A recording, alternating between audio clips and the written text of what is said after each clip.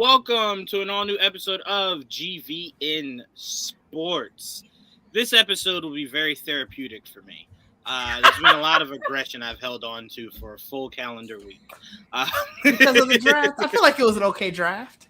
Oh, yeah, for everybody but us. Yeah, absolutely. Everybody. I didn't think it was bad. Everybody. I definitely felt like that one kid where it's bring your parent to school day.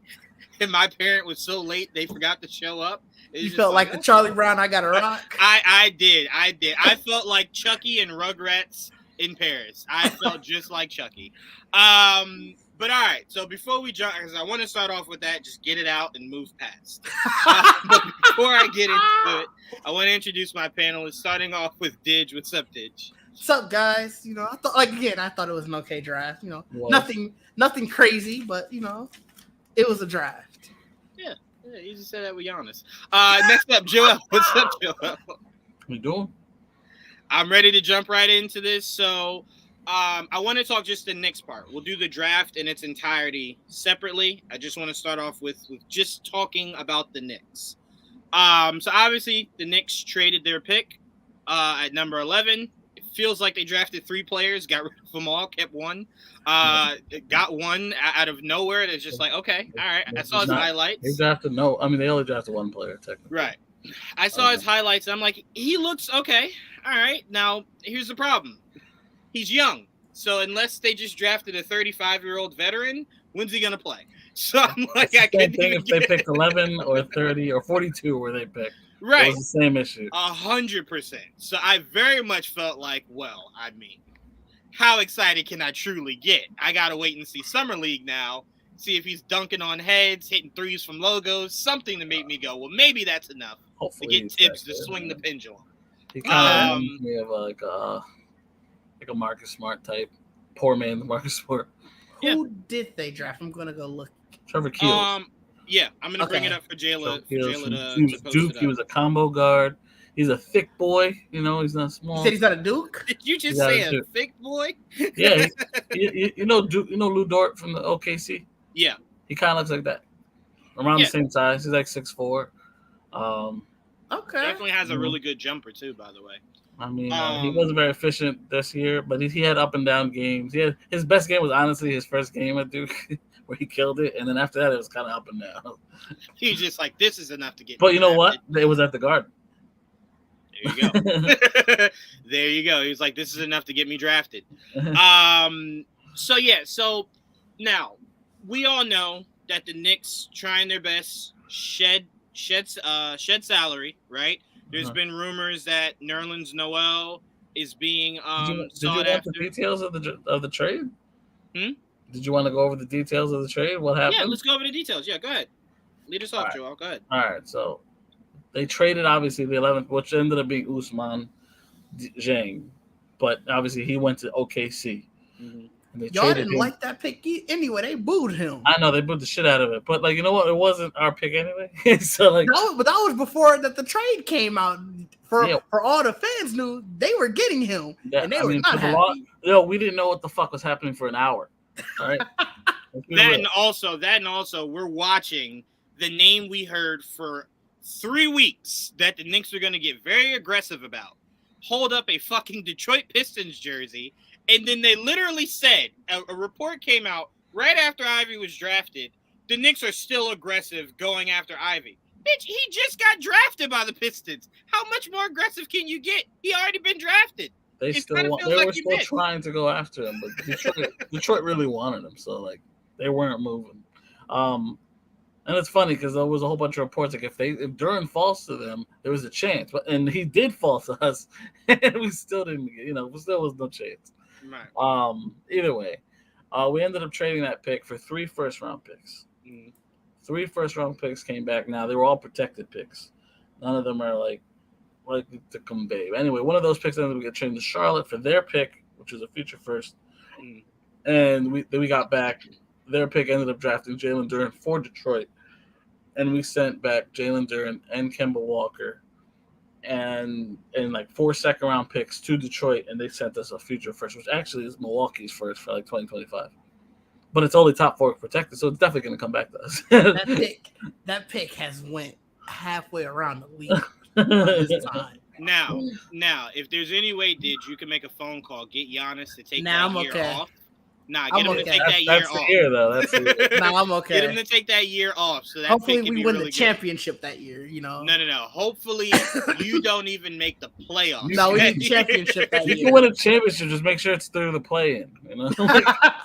You know what, Didge? Don't be selfish. Let that be the year you give. What is it? The Nasus, the starting. No, we're good. Giannis. We're good. Let him start so we can get that pick. But what was that? Everything that conveyed from us trade wise, Joel? Yeah. So we ended up obviously saving money in the cap, 3 first-round picks, and obviously we drafted Trevor Keels in the second round. Right. So that's what we did. So my issue is not. I'm over. Not being able to get Ivy. I heard the reasons why. No problem. I'm past that. My biggest issue is. Wait, what were the reasons? For somebody who may not know, aka me. Okay. Sorry. So apparently Alan Hahn was saying that our pieces are not attractive to anybody but essentially Knicks fans. Albeit because Tibbs decided to not play the fucking kids to like the last, 10 games of the season. So essentially the rest of the league is looking at these kids like, well, Obi Toppin looked like he struggled, which he did to start the year, but he got progressively better when he was allowed to play.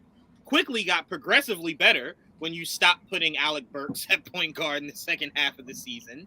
Okay. So unfortunately, So unfortunately, you weren't allowed to showcase these kids enough.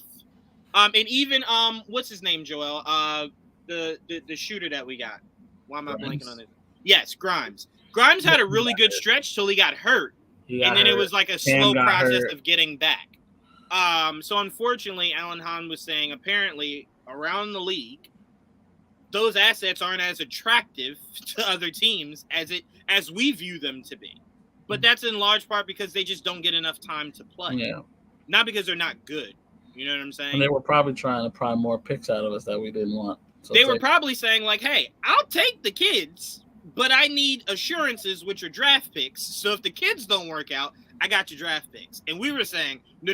The kids are the draft picks. Like, that is everything. Yeah. Sorry, I didn't bring anything We were giving picks away, just not as many as they probably wanted because the kids were not as much, what they wanted. So it's like, whatever.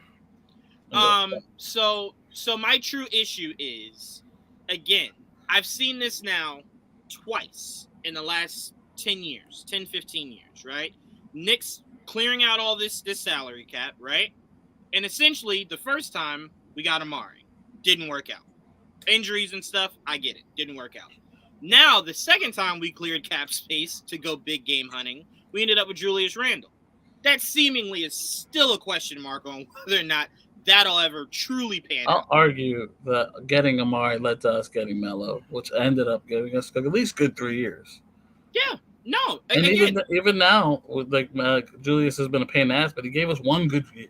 Again, and that no argument here, but I'm saying as far as going big game hunting in the individual, not necessarily big game hunting is LeBron and Durant. What we're doing now is nowhere near that level of giving. No. You're absolutely right. Game hunting. You're absolutely right. I'm just saying the last 2 times the Knicks tried to get cap space to go get someone. Let's just say that someone. It was Amari, that was injury plagued, and that didn't work out so well. And we're in the middle of Julius Randle, who has given us 1 solid season, 2 very frustrating seasons. So I say that to say, to me, I just would have preferred to go more just the draft route, right? You're just building up this youth. You're forcing Tibbs to coach the youth, and then you're just going from there. Because if you bring Brunson in, and that shit doesn't work, I didn't see enough from Brunson last year to lead me to believe that he is one of the missing pieces we're looking for. I disagree, but okay. I believe that if we're going to go after anybody, I'd much rather go after DeJounte Murray. Much rather go after him. But that involves literally almost gutting us.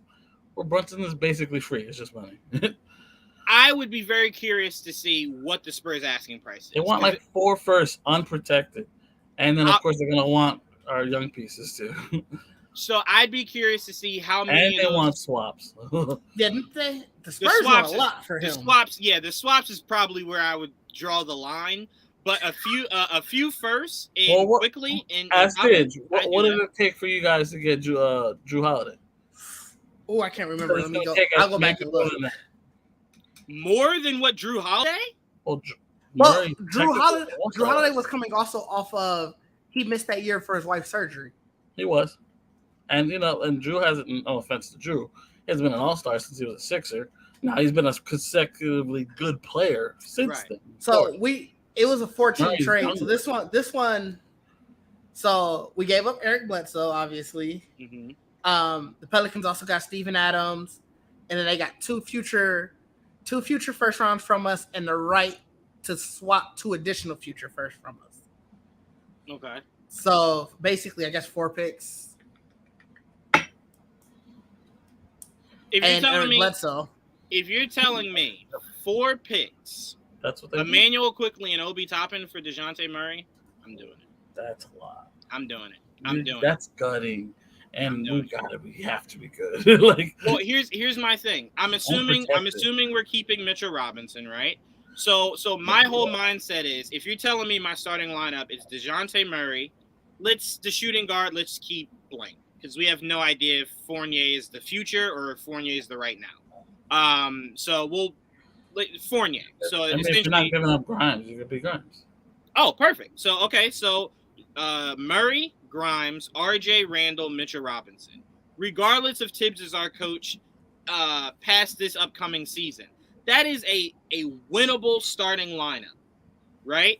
And then from there, again, DeJounte Murray, you're gonna have to pay RJ Barrett. Obviously, we know we're gonna have to pay Mitchell Robinson or watch him walk. We do know that they're trying to convert Jericho Sims' 2-way contract, right? So that's help off the bench for your big men. I like that starting lineup. I like that starting 5. I feel very good about that starting 5 making the playoffs and then building off of that. So that's why I'm saying, again, I'm with you, Joel. Again, we've been through giving up so many picks and then just watching the rest of the league get better around us. So I understand exactly what you're saying. I'm just saying, to me, if it's an option, that's all I'm saying. If it's an option, apparently they're not done. Brunson might just be the beginning. If Brunson's the beginning and they're doing more, I will gladly sit back, apologize, and shut my mouth. But if you're telling me if they do more, you will gladly. Well, I want Brunson to get an apology because that guy gets so much shit, especially that it's getting closer and closer, and it seems like that's exactly what's going to happen. He's going to sign. That Kemba Walker move did not give y'all as much cap space as I thought it would. No, that's not the one we're looking to clear us out of. We need more. We're looking to do Burks and Nerlens. That would help. Preferably both, but we just need one of them. Nerlens, he gives you about the same as Kemba. We got to remember we're not paying a first round pick now, right? Because that would cost money. Right. We can announce Taj and then maybe re-sign him later. Right. That opens up more room. And then, of course, if you give up one of Burks or Nerlens or both, that opens up more room, depending what you get back. And we do not believe this is something that will happen, but I believe as an organization it's something they should look at. You have an influx of guards, right? And you're talking about bringing in another guard. But Derrick this guy is going to be the starting point guard. No. I know. That's what I'm saying. Derrick Rose should be somebody. It's called stability. Something we haven't had in years. No. I'm not arguing that. I'm saying Derrick Rose is another name we should look at. Yes, but he's not a starter. No. I know. I'm saying for cap space reasons. That's another name. And that's another. And look, apparently Milwaukee was looking at Derrick Rose. Oh, sure, have him. Give us Giannis. What do you think about that? No. You want Derrick Rose? Then fuck you. We'll go somewhere else. Come on, John. Hold on. Time out. I sat here and listened to an hour of you shitting on George Hill. You sure you don't want Derrick Rose? Derrick Rose I want George Hill to go for. He can go for nothing else. George Hill can just walk. Bro. I would have thought you would have wanted Derrick Rose over George Hill. I'm looking at this. I'm looking at this trade right here. Which one? The trade you're looking at? This is the Derrick Rose one that they were flirting around with, apparently. What are they looking at? What is the proposal? Let's see. I'm gonna go to a different one for it. That one hurts. I don't know if I want this. It's mainly like. What is it? So you would get Grayson Allen and George Hill, plus next year's first round pick. We'd get Derrick Rose and the Mavs first round pick. Oh hell no! Hell no! Hell no! No! What? No! I don't want to. I mean, I would do it just to get rid of George Hill. Hold on. Time out. Hold on. Is this from a Bucks fan page? No. Where's that from? Where is this from? It was he said that this is something they were working with. Nothing official though. Okay, because here's my problem. Disgusting. You won a championship only a year and a half ago. The fact that it's even being thought about giving you our Mavericks pick is very disrespectful. Like, what? I mean, presumably that's going to be a late pick, though. Presumably that Mavericks pick will be within 25 and up. Probably. But we can use that for a bigger fish. Like if it's say we do want Murray, that would be way more useful. What if the Mavs pick this year? I didn't even pay attention to where they picked. Like Joel, Dave sat there and read that like there was nothing wrong with what he was saying. I said I wouldn't want to do it. Good. Wait, you wouldn't want to do it? I don't want to give up. I don't really want Derrick Rose, to be honest. You crazy, man. That's right. A great vet point guard to have. No, but time out, Joel. Again, I'm not selling you on Derrick Rose. I just thought you would want anybody over George Hill. I didn't know it was that bad. Well, I want George Hill to just walk without, I just don't want. I'm telling you right now, look, we experienced it this year as Knicks fans. When Tibbs loves somebody, they will never have to worry about playing time. And it seems like Budenholzer's guy is George Hill, quite like Tibbs's guy is Alec Burks. Yeah, we get that. I'm about to look at his contract. We've been there. Maybe his contract. We're there. We're there, Joel. Not been there. We're there. George Hill was a good player. Let's see. He has one more year. It's not even just a team option or anything. It's just he's here. Yeah. So what I was going to bring up, Joel and Dage, is from what I'm hearing, apparently the Spurs are asking for that because they have no interest in truly letting go of DeJounte Murray. Well, yeah. More so DeJounte Murray wants that. They want the kitchen sink. Right. So they're saying the ones that answer the fucking phone. That's how I look at it. No, 100%. And look, I believe that there are only maybe 6 franchises in today's NBA that wouldn't answer the phone call on their respective star, right? My problem with Spurs are one of them. My thing with the Spurs is he's too young to give up on already. Why would you trade him away? That's what I'm saying. I don't think it's a Spurs initiation. I think maybe DeJounte Murray has maybe expressed to them he doesn't want to be there. And whenever you say that to an organization, it gets out. In other organizations here, and he has 2 more years on this deal. Yeah, there's 2, and it's not that expensive. It's like 16. Now, I do want to let me throw this to you guys. So Zach Lowe, you guys know Zach Lowe, right? Yeah. Yes. Zach Lowe flirted around with this idea. He said, if you're the Spurs, instead of shopping Murray, right, which we believe they're hesitantly doing, they were like, why not just go big fish hunting for Ayton and team Ayton with Murray in San Antonio? It's not bad.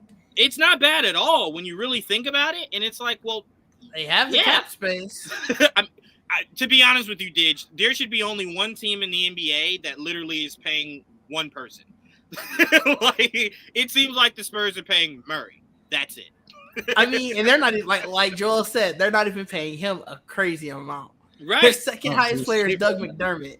Right. I believe That's it. crazy. I believe it. I believe it. Who he signed last year?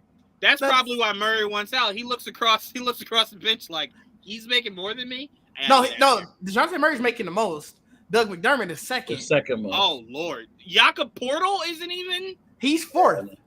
Damn. Josh Richardson is 3rd. He's still on his old contract. Is that what it is? Jeez. Yeah, he's his rookie contract. Yeah, no, his was even a rookie contract. $9 million. Oh, okay. So he's a free agent next year. So he's gonna be all right. Josh Richardson's still on that team. Bro, the Spurs. Zach Collins. That made no sense when they signed him last year. The Spurs, man. Lonnie Walker, Romeo Langford, not have Devin a lot of people. I like basketball. No, they don't. So I really liked Lowe's proposal of that. Now, albeit I do not want that to be a thing because I want DeJounte Murray to force his way out so we can see what's good. But I like that for San Antonio. To me, I feel like San Antonio is one of those organizations that the league is a lot more fun when they're good, right? It's one of those organizations you don't want to see fail, right? Unless you're a Western Conference fan. You don't ever want to see Pop go through that. Like, Pop is in the Stone Ages right now, right? Like, it seems so far away that he had Kawhi and Duncan and Ginobili and Parker. Through it. Really? Poppin'? I'm confused. What? No, Didge was saying it's good to see Pop go through this. I'm like, this is hurting me, man. Ouch. Nah, good to see it. Really? Get some You don't like adversity. Pop? I do, but get some adversity in there. I mean, there was a long gap in between Robinson and Duncan years, and then the Kawhi. There wasn't a long gap. They were dominant for the longest. They would always win they'd win like 2 or 3 years in between, 2 or 3 years more later. They were a dynasty. So it's like, no, there wasn't a long gap. Let's get some adversity. It's more recently that they've been kind of and that's because they lost Tim. Once they lost Tim Duncan, they kind of fell. Once they lost Kawhi, pretty much. Well, that too. That was actually it was right next to each other. It wasn't very. It was hand in hand. Yeah. I remember Parker went and signed with the Hornets. Ginobili was still being dragged along, and it was just like Ginobili then retired, and then Parker left. That was weird. And then that was such a weird transition. 2 years was it 2 years in New Orleans? I didn't feel right. No. But yeah, so to me, I'm like, I'm very curious what the Knicks plans. No, I know what you meant. I'm very curious what the Knicks' plans are. As long as Brunson, because they're talking on ESPN, $100 million, and I'm like, $100 million for Brunson, $100 million. I'm telling you this right now. If Brunson gets $100 million from the Knicks, I will not complain about it. But Brunson better know this: he better have at least 5 30-point games this season. That's all I'm saying. I saw Mark Stein was saying that he's their top. That Brunson is the Knicks, or the Knicks are the Brunson's top choice, saying that it is inevitable. Apparently, what I heard yesterday was the reason why the Knicks are clearing so much is because they know the number to get him out of Dallas. This is from like 20 minutes ago. This was from like right before we started. I saw Mark Stein say like it's inevitable at this point. Again. No problem. I'm just saying, to me, it's one of those things to where it's like what he did in the playoffs. All of us commend him for it, right? All of us thought like he balled out, but there's a difference between balling out where Luka is your running mate and balling out when RJ Barrett and Julius Randle are your running mate. So I'm very curious to see that. Yeah, $100 million. $100 million. You know what that means, Didge? $100 million means 4 years. You that guy. 4 years over 100. You that guy. So at least 25 a year. The most they can give him up to 30, but yeah, 25 would be the start. Yeah, because it says 4-year deal in excess. Yeah, in excess. So it could actually go. It could start at 20. It could start at 24, 24, and then jump to 30 if they wanted it. They could escalate. So it says that go ahead. No, I'm sorry. Go ahead, Didge. I'm sorry. I was going to say it says what the Mavs are looking at are giving him about the same deal that the Raptors gave Van Vliet. So that 4-year, 85-ish. Okay. Yeah. So that, again, it makes sense. The report that said they know the number it takes to lure him away. Yeah. Yeah, they don't want to go over it, which makes sense because that's a lot of money, and they'll be kind of stuck with just Brunson if you're Dallas. 100%. You know. I mean, but look, when you look at it again, this is how I felt. I felt as though if Tim Hardaway was healthy, it might be a little bit more interesting for that Dallas team last year. So I'm like, if you're Brunson, it does get a little bit crowded in that guard room there. So I could see why he would want out. And he would get the reins in New York as 100%. The point guard, you know. And the crazy part is, as a player, he has something that not a lot of players have, because a lot of players sometimes come there for either the money or the organization or the coach. He has backing from management. Management seems like this is the move they wanted. It doesn't even seem like Tibbs was even asked. It's, I want the kid. We want the kid. We're paying the kid. Play him. I mean, make it work. I mean, Tibbs has known the kid since he was a baby. Oh, that's fair. I thought this was I thought the connection was with the what's his name? It's with the president, but yeah. it's also Tibbs. I mean, this is not his father's the assistant coach, Rick Brunson. Oh shit, that's right. I completely forgot. Yeah, absolutely. And Rick Brunson has been Tibbs' assistant coach like 2 other times. In Chicago and in Minnesota. So we'll never get DeJounte Murray. This is said and done. God, and that's the thing. That's the thing. Tibbs is not going to not play him. He knows the kid like really well. $100 million? I would think not. Yeah. I mean, we talking Stephon Marbury days now. So let me ask you this, Joel. Because you're more realistic in this landscape than I am. So you're saying that the Knicks, there's a possibility it's not just Brunson, they're looking for other things. What is a name you think is realistic that we can go after to pair alongside, whether it's Brunson, Randall, RJ, and another piece, or just a complementary piece that maybe is like a 6-man kind of thing? Like what do you see that turning out to be? It really depends on who becomes available. Because right now you have, if they go and they pay Brunson, and let's say they free up a little more on whatever they can trade pieces away too. You got to remember, maybe they can use Randall as a trade piece. Not saying they will or they can, but that's an option. You know what I mean? But that was something you look at, and then you got to just talk to different people. Like right now, first Dallas, because let's say everyone's saying it's inevitable at this point, right? Maybe Dallas is like, you know what? I don't want to lose them for shit. Let's do a sign and trade. You know what I mean? We'll send you this way, and then blah blah blah. You can take Randall for sure, 100%. Yeah. I'm not saying that. I'm just saying pieces and more, so they don't get everybody there. Anybody who says anything, Randall's on there too. Just to let you know. I'll say you got 4 years left. Come on, he's good. Come on, man. Look, I tell you right now, Didge. Any chance I could do the Salt Bay to Julius Randle and sprinkle him on a deal, I'm doing that shit. Fair. Just take a little bit of Randle with you. Take a little bit. All right. So I like that you say that, Joel, because it will come down to, because I believe once free agency starts, right?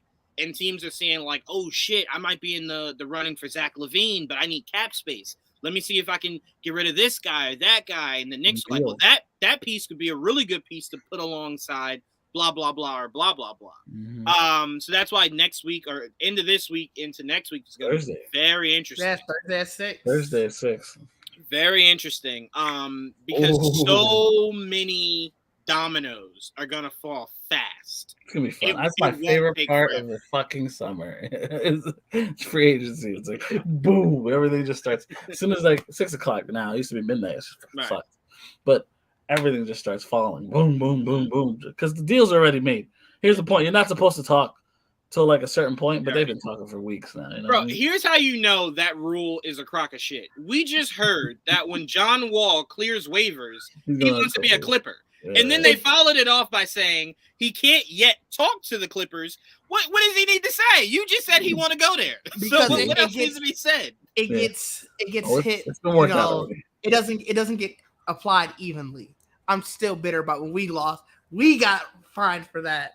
For the Bogdanovich trade. It wasn't a trade. To me, that is the stupidest rule the NBA could have. But to me, why does it matter? That's why I think they only apply it, not for every team. I think they need to get rid of the rule because it's just a stupid rule. Because think about it. You can't even say like, well, it's not fair that this team got a chance to talk to him first. Bro, if the Clippers are only, and this is just me making things up. If the Clippers said, hey, I can only pay John Wall $8 million, right? You as an organization could easily come out and say, well, I'll pay you 12. Fair. You know what I'm saying? So you have a chance. It's not all said and done. We watched DeAndre Jordan sign with the Mavericks. And then we watched the Clippers go hold him hostage till he signed back with the Clippers. That is still the craziest. That was crazy. So I'm like, there is no such thing as like, oh, you have an advantage over me. No, unless that contract is signed. Even then, we saw Marcus Morris like, yeah, I'm a Spur. And it was just like, damn, we would have loved him on the Knicks. Well, guess what? He's a Knick. Where did that come from? What happened? He rescinded it. Didn't want to do it. Well, okay, great. Well, I guess, yeah, because it's not like they sign right away. They just accept. All it is in it's essentially just in dialogue. That's it. Yeah, it's like the letter of intent for college. Until you actually sign your letter of intent saying, "Hey, I'm going here," you can say, "Hey, I'm committed." That's like the dean walking in the room and going, "So I saw your Instagram story last night. You will not be going here." And it's like, "But you said, yeah, but this isn't set in stone. You have to get out." So all right, so let's veer right into free agency, right? Let's talk about some of these names. I can't talk about my Bucks draft. Oh, yeah. No. Remember, I said the draft is going to be a conversation in totality. Oh, okay. Yeah, in totality. Yeah, I got you. We only had. I really didn't want to talk much about it anyway. Because I'm again. I like the Bucks pick. I like our pick too. Again, I don't know how much that pick means when you were not that far from a championship, but okay. Every piece matters. Every piece matters. Right. I mean, it's potential to be. That's why we saw Thanasis play a lot in the playoffs. Is that because every piece matters? He was there. He was there for moral support. Got you. Moral so support. This draft pick. This draft pick. He's gonna be there. He's gonna be a key piece. You got that Theo Pinson role. But let's. But let's start off with this, Jayla. If you could bring up the photo I just sent you, let's talk about these two knuckleheads. Let's get it out of the way. Let's get out of the way. Dumb and Dumber. Two favorite players. Oh man, when I tell you, there's not many things in this world that physically make me sick, but Kevin Durant and Kyrie Irving are definitely the things that make me physically ill. So Kyrie opted back in after trying to play the most dangerous game of chicken that a player could ever play. Essentially, we heard numerous rumors. We heard rumors that Kyrie was maybe looking to taking drastically less to go to the Lakers. Kyrie was looking for signing trade partners. We even heard something as wild as the Nets were willing to say deuces to Durant and Kyrie just to get rid of Kyrie. This is true. And again, Joel, we lived through a lot of craziness. We lived through the Cavaliers going, "We want Shumpert." And we were like, "Okay, but you got to take J.R. Smith." That is the only way you'll get him on Shumpert from us. And it worked. We were able to get them both out of town. So to me, and again, right, yes, and they won a championship, so they're welcome. But one thing I want to add before I pass it to you to start, Didge, is I know a lot of people were saying, like, "Oh, if you're the Nets, that's the stupidest thing. Why would you let them both walk? You're an idiot." I want to remind people, the Nets probably have the most physical form of dummies luck, right? Remember when they gave away all those draft picks to get the nursing home, right? To get that nursing home team to go up against LeBron.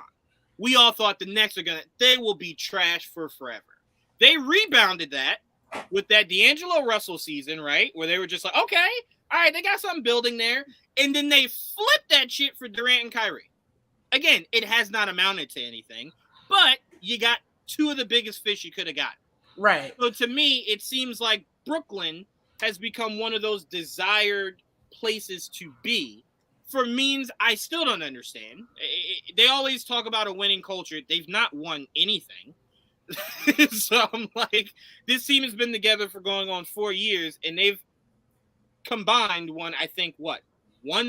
two playoff series, I believe. Yeah, one playoff win. So no, man. No, the last year you eliminated them last year, and then they got eliminated this year. Two last year, one this year. No. We're talking about one. How many playoff series did they win? Just one. Oh, then it's one. You said two. Yeah. That's why I thought you meant played. No. I'm sorry. I didn't mean to. I didn't mean to. I forgot they lost. One win. They've had 3 appearances. Right. So to me, Ditch, I want to ask you this because I'm not going to ask you the stupid question everybody's been asking today, like, "Oh, what do you think about Kyrie opting in?" It's money. I mean, of course, there's really nothing else that really needs to be said. It's money, right? Nobody, like we were saying, he's not giving up $36 million. No, that's why when they were like, "Oh, he might take the veterans minimum to play with the Lakers," it's just like Kyrie. Did he have a twin that we didn't know about? Right. You're talking about Kyle Irving? Right. Yeah. I'm like, who are we talking about? You got a cousin that plays? Because Kyrie ain't taking no $6 million when he got that much on the table. Right. It's not happening. Even with John Wall. I mean, he got bought out and still got 41, I think 40 John 41 Wall, of the million. John Wall and his agent sat down at that desk and said, "Okay, I'm willing to take a pay cut." And they're like, "Great. We were waiting for this." They're like, "Okay, so let's work out the numbers. How much?" $6 million. $6 million? Yeah, that's it. That's all I'm shaving off. They're like, but John, that's still a lot. We got to pay you. I know. Gave him $41 million. John Wall said, look, your other option is I will gladly sit on your bench again and get paid. I don't mind. I don't care. So I want to pass this to you, Dig. So we also heard rumors recently, today, I believe, that there's a lot of tension between Steve Nash and Kyrie Irving. I saw that. It said it was irreparable. Yes, they butted heads a lot. But again, the man started the season with, we don't really need a head coach. So, yeah, I can't imagine that relationship was ever great. Like, what? That is a wild way to start off a partnership. I don't really need you. It's like, well, damn, my whole purpose is I thought you would need me. No. So, Dig, how do you see this playing out? Do you see Kyrie being traded before this season is over? Or do you see them bending the knee and allowing this guy to play out his time alongside the rest of Durant's contract? I could see. Well, it won't be the rest of Durant's contract. Durant has more than just this year, right? No. I'm saying. Oh, you're saying they're going to re-sign him? Yes, I'm. I didn't fully say it. It was more so in my head, but I meant like he would get re-signed and play alongside. Oh, then no to that. No, I think I could see it going the rest, just letting this year play out. But I'm more so thinking it might be sort of a trade deadline offload, especially if the relationship is as bad as they're saying it is, and even though they're seeing him as a problem, Kyrie still comes out when he plays pretty well. Yeah. So all it's going to do, especially if they come out and play pretty well leading up to the trade deadline, it's going to make people forget about this offseason and all these other antics. The NBA is very much a what have you done for me lately league. So it just so happens that the last time we saw Kyrie, they got swept. So it's like you got the bad taste in your mouth from that, then the offseason antics. But if they come into the season doing pretty well, I can see Kyrie going somewhere at the trade deadline. Yeah, and you know what franchise? And again, you guys know I have absolutely no interest in making the Nets better. But what option? What happened? The Knicks made a trade. Uh-oh. Breaking news. Noel and Alec Burks to the Pistons. What is this love affair with the Pistons? Like, are they the only trade partner? For what I Wait, where? I don't even see it yet. It's Woj. I got the context. Okay. I'm playing it. It's Woj. And Woj is saying that, it will unload $19 million more in salary, clearing the way for cap space to try to sign free agent Jalen Brunson. We said it. Didn't we just say it? Yeah, we did. We did. Look, I will say this before we get right back into this Durant Kyrie conversation. I will miss Alec Burks. I will not miss Alec Burks as my point guard, but I will miss how he was just a bucket getter. He was a bucket getter. Yeah, you know what? Let's do that. Let's eulogize our fallen brethren. Alec Burks was a good dude, man. Alec Burks was really good. I'm gonna miss Alec Burks a lot. He's underrated. I don't think he's gonna stay in Detroit. I think either they trade him or they buy him out or some shit. Because I think Alec Burks deserves to get minutes wherever he's at. I agree. It's just too loaded in Detroit. He should be on the championship team as long as that team is not Golden State or Los Angeles Lakers. I'm fine anywhere else. I know Boston was looking at him. I mean, wherever he goes, I'm happy for him. I won't cheer for him, but I'll be happy for him. Regardless. I like that a lot. Gary White and Burks coming off your bench. Derek White. Yeah. And Burks coming off your bench. I like that 1-2 punch. Yeah, I know they were looking. You don't at like that? You don't like it, Ditch? Oh. Why not? You don't like Alec Burks? You don't know Alec Burks, though. You don't know. I don't want Boston to get any better. I want them to lose I want them to lose every. If they went 0-82 next year, I would be the happiest person ever. Yeah, I don't even care what the. To be fair, we would like you to go 0-82 also. No, I'm just joking. No, I mean, I don't want them to get any better either. I personally, this is a very weird situation I'm in because I want Burks to go to a winning situation. I just don't need it to be anywhere in the East Coast, right? Anywhere in the Eastern Conference, nowhere near here, right? Nowhere near here. But then when you go, all right, well then West Coast, it then only limits it to about 5 teams that are championship caliber in the West. And my come to Milwaukee, we can give Detroit George Hill. No, I don't want to make you better either. I don't understand how you. There's no way. I mean, we can give up George Hill. and then we can bring him in. Give me a second. Let me see something. Like what? George Hill's getting $4 million next year, and I think if it's still the same, I think he was getting 10. He could take a pay cut though. Who, Burks? Yeah. Burks is He's not making a lot. He's making 10. I'm just trying to make earn that 10. I'm just trying to make it exactly the same as George Hill. Of all the guys you have on your roster, I mean, he'd be actually really good for you. Yeah, that's what I'm saying. See, we could take him. I wouldn't, because they're young, like Connaughton and Grayson. I wouldn't like get rid of them. But yeah, for Hill and Thanasis, though, that's not gonna happen. Thanasis, we get him for the low. Thanasis, I think they just pay him under the table. They just for real. They pay him under the table. It's just Thanasis, they just tell him, look, you don't got to pay for anything in Milwaukee. Just stick around. Oh my God, we're making trades. Like it's crazy. For what though? Like I know we're not probably getting anything back. It still hasn't said anything. It can't be for much if it's to clear up cap space. It was probably for some picks. I told you. Look, I said they only needed to get rid of one of them to make space. They got rid of both of them. So we were saying earlier, if they're doing this $100 million, you got to get some cap space somewhere. Yeah. So I mean, no, even they only need to get rid of one to clear up for $100 million. Yeah, but excess of $100 million. Yeah, but he's not going to take up all of that. All right. Till you see he got $160 million. He's not going to get no $160 million. I don't think they can give him $160 million. I don't think they can either. All right, so the Knicks are including 2 future second-round picks and cash in the deal. But what the fuck are we getting?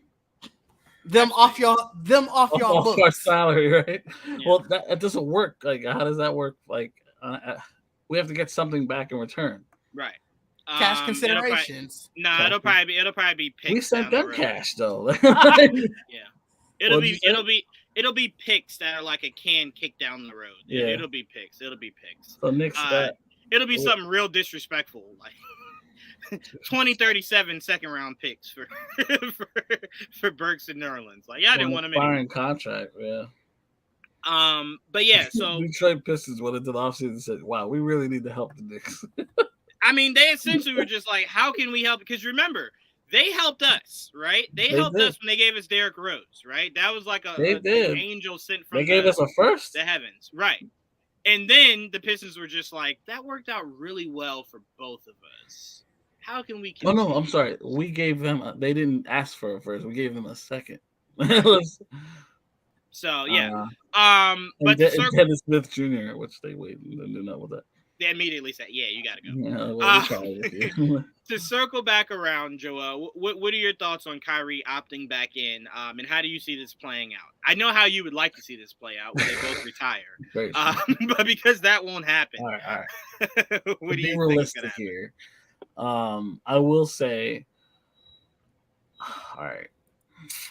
I expected him to opt back in primarily because I don't know what dumbass is going to leave that much money on the table to walk off and say, "Oh, maybe I'll sign for 6 somewhere." That doesn't make any sense. He looks like he likes his money, so I doubt he's going to do that kind of bullshit. Mm-hmm. So I'm not shocked in that regard. I do not expect the last year. I don't know if he'll make it to the end of the season. Okay. I honestly don't.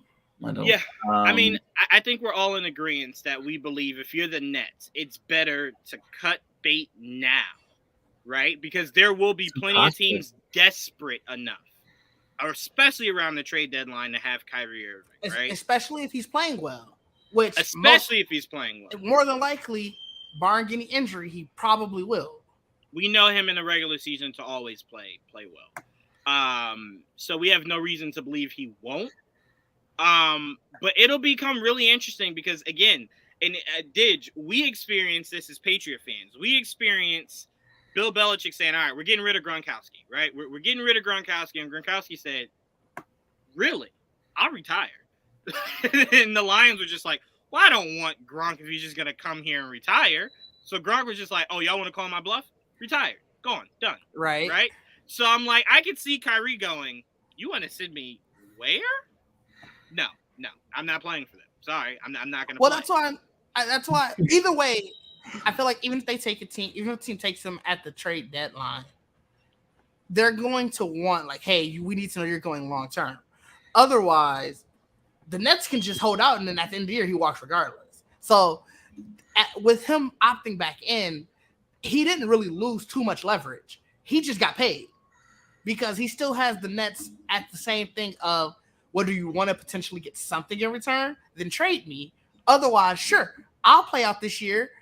Odds are I'm probably going to play really well, and then I'll just get paid again next year. Word. It's not like he was one of these players who are playing under a bad contract, so they needed the money. He just wants to get that next big money. Right. Absolutely. Yeah. And he will. I mean, look, my thing with him is, apparently, I mean, everything I'm hearing, because I was listening to a lot of bullshit about this whole situation, and apparently it was a very, very unhappy locker room last year. It's a lot of bullshit, a lot of drama. I mean, I'm sure. And that's why, and they don't trust him to keep his part of the bargain, so that's why they didn't want to give him the max. And it's really about more the years, I think, than the money. But at the end of the day, I don't think if he makes it to the end of the year, it's the last year. They announced it, Joel. So New York will send Detroit back its 2023 second round pick, a 2024 second round pick via Miami, and $6 million. Yeah, but what the fuck are we getting? That's what I'm trying to ask. I thought you were saying. I was going to say, yeah, he didn't set that like 3 times. It was always, okay. What are you guys getting? Oh, sorry. You know why I read that? Because Wojnarowski, for reasons I don't understand, sent that same tweet 9 times. I just saw it. You know what it is? I was about to, before you said anything, I was about to say, oh, here you go, guys. Yeah, got you. But yeah, so I mean, I completely agree with you guys. I just think if you're an organization, Kyrie Irving is probably the most desirable, non-desirable player we have ever had in the NBA, right? Because it's like, if he's willing to play and block everything else out, one of the most valuable assets we've ever had, right? We've ever had in the league. But the problem is, he just did the red carpet at the BET Awards where he was asked, do you want to be in Brooklyn? And instead of saying, of course, I can't wait to play this upcoming season, this man said, I'm going to pass it over to my left. Yeah, I'm going to pass it over to my left. Didn't want to answer it. So it's like, if you're Brooklyn, you're definitely in a situation to where you have Ben Simmons, you have no idea when he's going to play. Maybe when he's 30, maybe never, right? Then you have Durant. You have no idea if Durant is the binky for Kyrie or is Kyrie the binky for Durant, right? So you believe that if Kyrie leaves, does he go with him? If Durant leaves, that 100% means you don't want to keep Kyrie by himself. So you're definitely in a situation to where your future is Ben Simmons. That is terrifying. I am looking to make sure I am doing whatever needs to be done to make sure that I'm getting as many assets back and getting rid of Kyrie. I'm getting rid of him by the trade deadline to make sure that everything is where it needs to be going forward. We got some more news, right, Joel? Well, we've cleared up at least $30 million in cap space. So, okay. Yeah. All of that is going straight to Jalen Brunson. No, that's literally what the tweet says. I know. I actually just thought it for a second.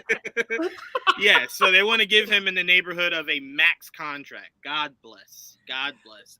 Look, all I'm saying is that's what 25 mil is, basically. Even if it's more than that, that 30 mil is the max, right? 30.1, something like that. All I'm saying is this. Again, no problem. You want to pay Jalen Brunson? No problem. I just hope whatever you see in him is what is the actual play on the court, right? Not just, oh, we love him, he has ties. I just need to see that whatever you see in him, because I'm not going by playoffs. We saw Julius Randle have a magical season and then forget, like Mike, like Space Jam, how to play basketball in the playoffs, right? Mm-hmm.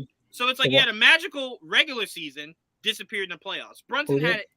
Julius Randle. Brunson had a really solid regular season and then a magical season in the playoffs, right? A magical run, I'm sorry. He had a great run in the playoffs. He did. What a way to bet on yourself.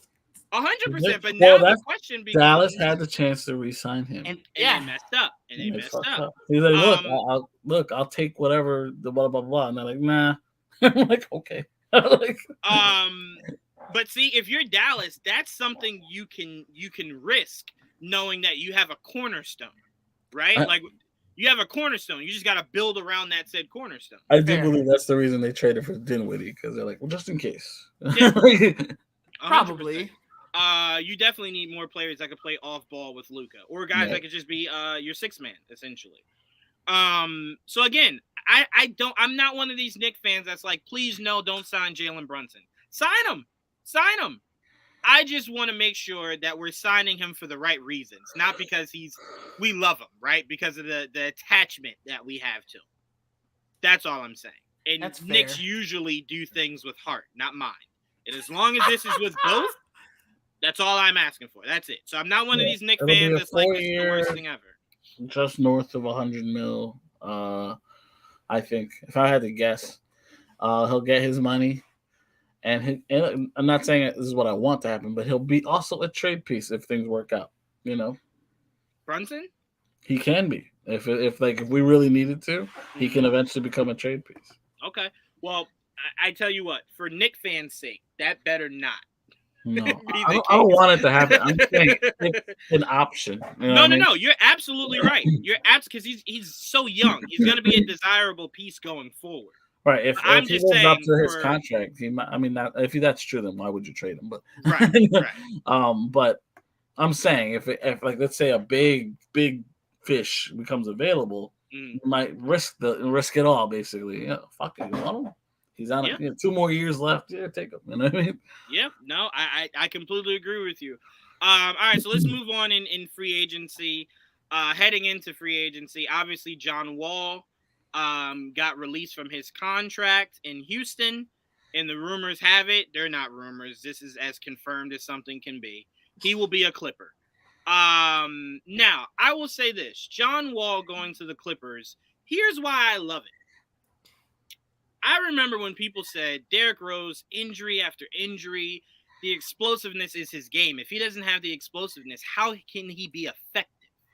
Derrick Rose went on to drastically swing his 2-point, 3-point, and free throw percentage, right? So he said, all right, well, I can't jump. I can shoot. Can't jump like I used to. Right. I can shoot. Like Derrick Rose hasn't dunked, I think, one time since he's been a Knick. 100%. So my mindset is, if you're John Wall and you've been off this entire time, you should be practicing on your shooting, right?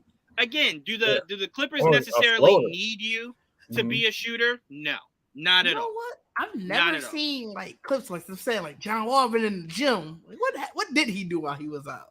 You don't remember that? You don't remember that infamous John Wall clip? I don't. Okay, so it was this infamous John Wall clip maybe about a year and a half ago, where I think he was on Instagram Live, or somebody in the party was recording him, and they were playing dominoes and throwing up gang signs and stuff. That's I thought you were talking about. As you said that, as I was scrolling, I just searched John Wall on Twitter, and it was like John Wall locked in, and it's him on Insta. I don't know how recent this clip is. It says 2 hours ago. Him shooting threes in the gym. Yeah. And they are going down easily. So if I'm Ty Lue, I'm telling you. And again, I heard a lot of disrespect going towards Reggie Jackson that I did not like. Reggie Jackson is a really, really good player. And signing John Wall isn't because you don't trust Reggie Jackson. It just adds more firepower. They only have Reggie Jackson, and if you're talking about point guards, right? Well, I think people are doing that because if John Wall plays to how we remember John Wall plays, he's gonna bench. Yeah, Reggie Jackson's definitely. But again, that's not a bad thing. It's not. But you know how people are. At all. But you know how people are. So like a better example was he start? No, he does. If John Wall plays, if John Wall comes back, John Wall starts. He easily starts. Yeah. And if he plays any much like how he used to play, Clippers could look really good. Now, timeout. To Joel's point, I think the better fit to start is Reggie Jackson, because as of right now, I believe Reggie Jackson is a better orchestrator and a better shooter than John Wall. But I have no idea what John Wall's game is because the man hasn't played in almost 3 years. Well, he played last year. No, he didn't play last year at all. He played half a season last year. No, not last year. Year before. Whatever. He played though. He played for Houston. He did. I don't remember that at all. That was the year before. He didn't play at all this year. No. the 2020 season, because I remember the stands were missing when they were showing the highlight. Not the stands. The fans whenever they had DeMarcus Cousins on that team, I remember because they were there together. Okay, so we know it's not last year. We know it's the year before. Because remember DeMarcus Cousins. Now. Remember DeMarcus Cousins. I know, but DeMarcus 21 he played half the season. Wait, say it again. 21 he played half the season. 2021. Okay. Can you look up his field goal percentage? That year he was 40%, and then from 3, 31. Yeah, I got to get up. that I mean, career he's only 32 from 3. So it's not. We've always known that he's not a shooter, so that's fine. I'm saying now in your second life in the NBA, you got to shoot. Fit. But if I had to say, because when Joel was asking that, if I had to pick somebody I thought would be a better fit to start, it would be Reggie Jackson. But I understand that bringing in a name like John Wall. That's why I asked. Because, like, John Wall, I don't know, when's the last time John Wall didn't start? You know what I mean? Right, 100%. 100%. Wow. He's never not start, by the way. And he's not been out because he's been hurt. He's been out because every the situation. Every time the last time he didn't start a game was 2012, because every game he's played since then. Was that the Andre Miller year? Apparently Detroit is 2012, 2013. Let me look. They should. Okay. They should. I'm just shocked. You know? Yeah, that team doesn't look bad when you. I mean, again, Nerlens will never play, so I don't have to worry about that. But Burks, that's a really good asset to have. Well, they did let go of a couple of guys today, and now they got 2 vets. No, that wasn't Andre Miller year. I don't know why he didn't start a couple of games. It wasn't like he didn't start a lot of games. That was the last time he literally played a game and didn't start it. That's okay. Oh my God, Alec Burks! I could say goodbye to Alec Burks. It's been so long. I'm sorry. Oof, no, look, hey. Watching him at point guard. We're our starting point guard, right? Yeah. I mean, look, as soon as you said that Burks got traded, I immediately thought that Meek Mill song. I used to pray for times like this. I've been waiting, man. I've been waiting a whole half a season to say that he is no longer here, so he can no longer be our point guard. That's all I've been waiting for. That's it. That's true. That's it. But all right. So John Wall, we talked about John Wall. Let's move on. I want to talk about another name. I want to talk about Bradley Beal. Apparently, he will either opt in or opt out, but the results will be the same. He will apparently stay with Washington. Oh, really? Now, yes, that's what people have been reporting today. Yeah, that's what they've been reporting. Now, I will say this. I will say if I'm Washington, I'm not allowing that to happen. Because right now, Beal's stock is as high as it will ever be going forward. It will never be as high as it is right now, right? So to me, if I'm Washington, I'm saying, look, I love you being, consistent. I love you being loyal. Put him out of his misery. We have to think about our future, right? And our future does not look that bright because people don't come here. So now I got to figure out a way to surround Kyle Kuzma, Kristaps Porzingis, right? And what's that kid, Joel? That I remember you saying, Rich something. You got Rui Hachimura. Him. I know you were a fan of his game. Adiba or whatever. So I'm like, to me, you got to tell Bradley Beal, look. Avdia. You got to tell him, like, look, I'm not going to blindside you. Oh, that's the Israeli guy, isn't it? Avdia? Yeah, Avdia is the Israeli. If I'm Washington, I'm telling Bradley Beal, look, I will let you look for what's available. You know what I'm saying? See if you can find something that's available. If not, then we have to trade you to the best possible destination for us. Yeah, put him out of his misery, man. I mean, look, you can't even say misery. He keeps wanting to re-up here. I know he's loyal to a fault, though. Like it's misery, man. You gotta save him from himself. Right? Yeah, but I'm like, sometimes you gotta look at your friends and like, you're better than this. You shouldn't be doing this. And look, if there's anybody that deserves to be saved, it's definitely Bradley Beal and Damian Lillard. Damian Lillard had He had to stoop low. He had to stoop so low. He's posting out pictures of him and Durant talking about you coming to Portland. No, he ain't coming to Portland. Y'all had a chance to get Durant.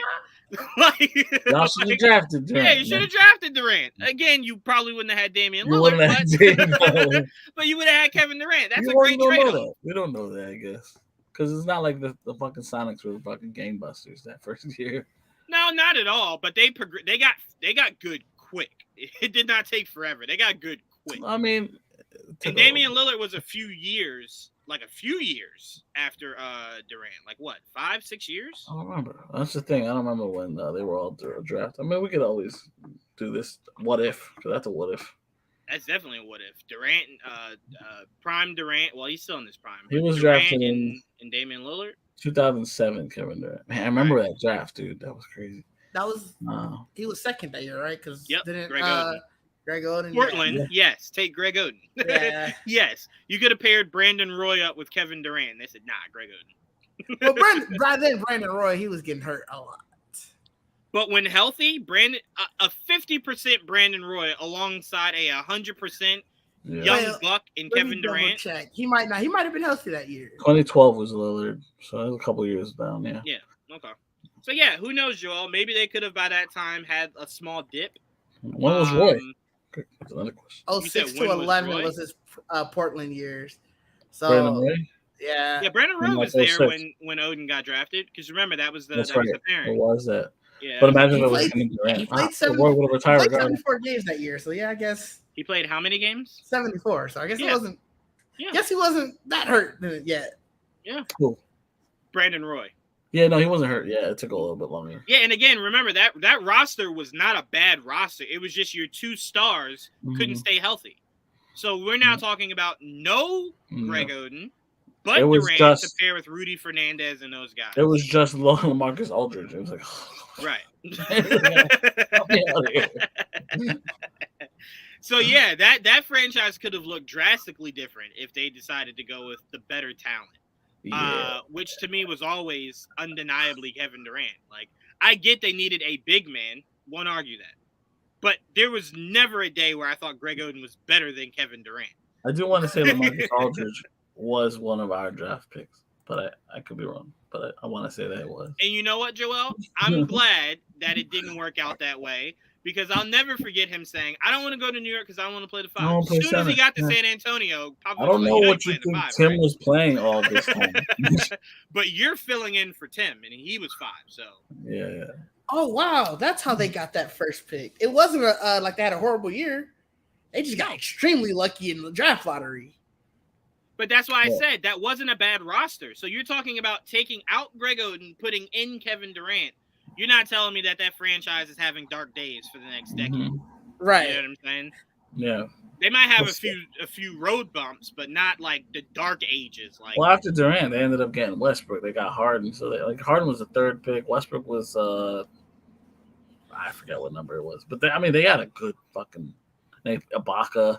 They had a good Reggie Jackson, was he not on the OKC at one point? Yep. You know what I mean? They were good. That franchise is one of those franchises you look back at and you're like, you had everything in 2 different occasions, right? Like you had the 3, you had arguably the 3 best offensive players, right? And then you flipped it years later for Russell Westbrook and Paul George, and you couldn't make that work. And well, to be fair, that year where they had all 3 of them playing at their best, they just ran into a Heat team that was. No. I don't mean success. I mean the fact that you didn't keep the 3 together. Yeah, the core.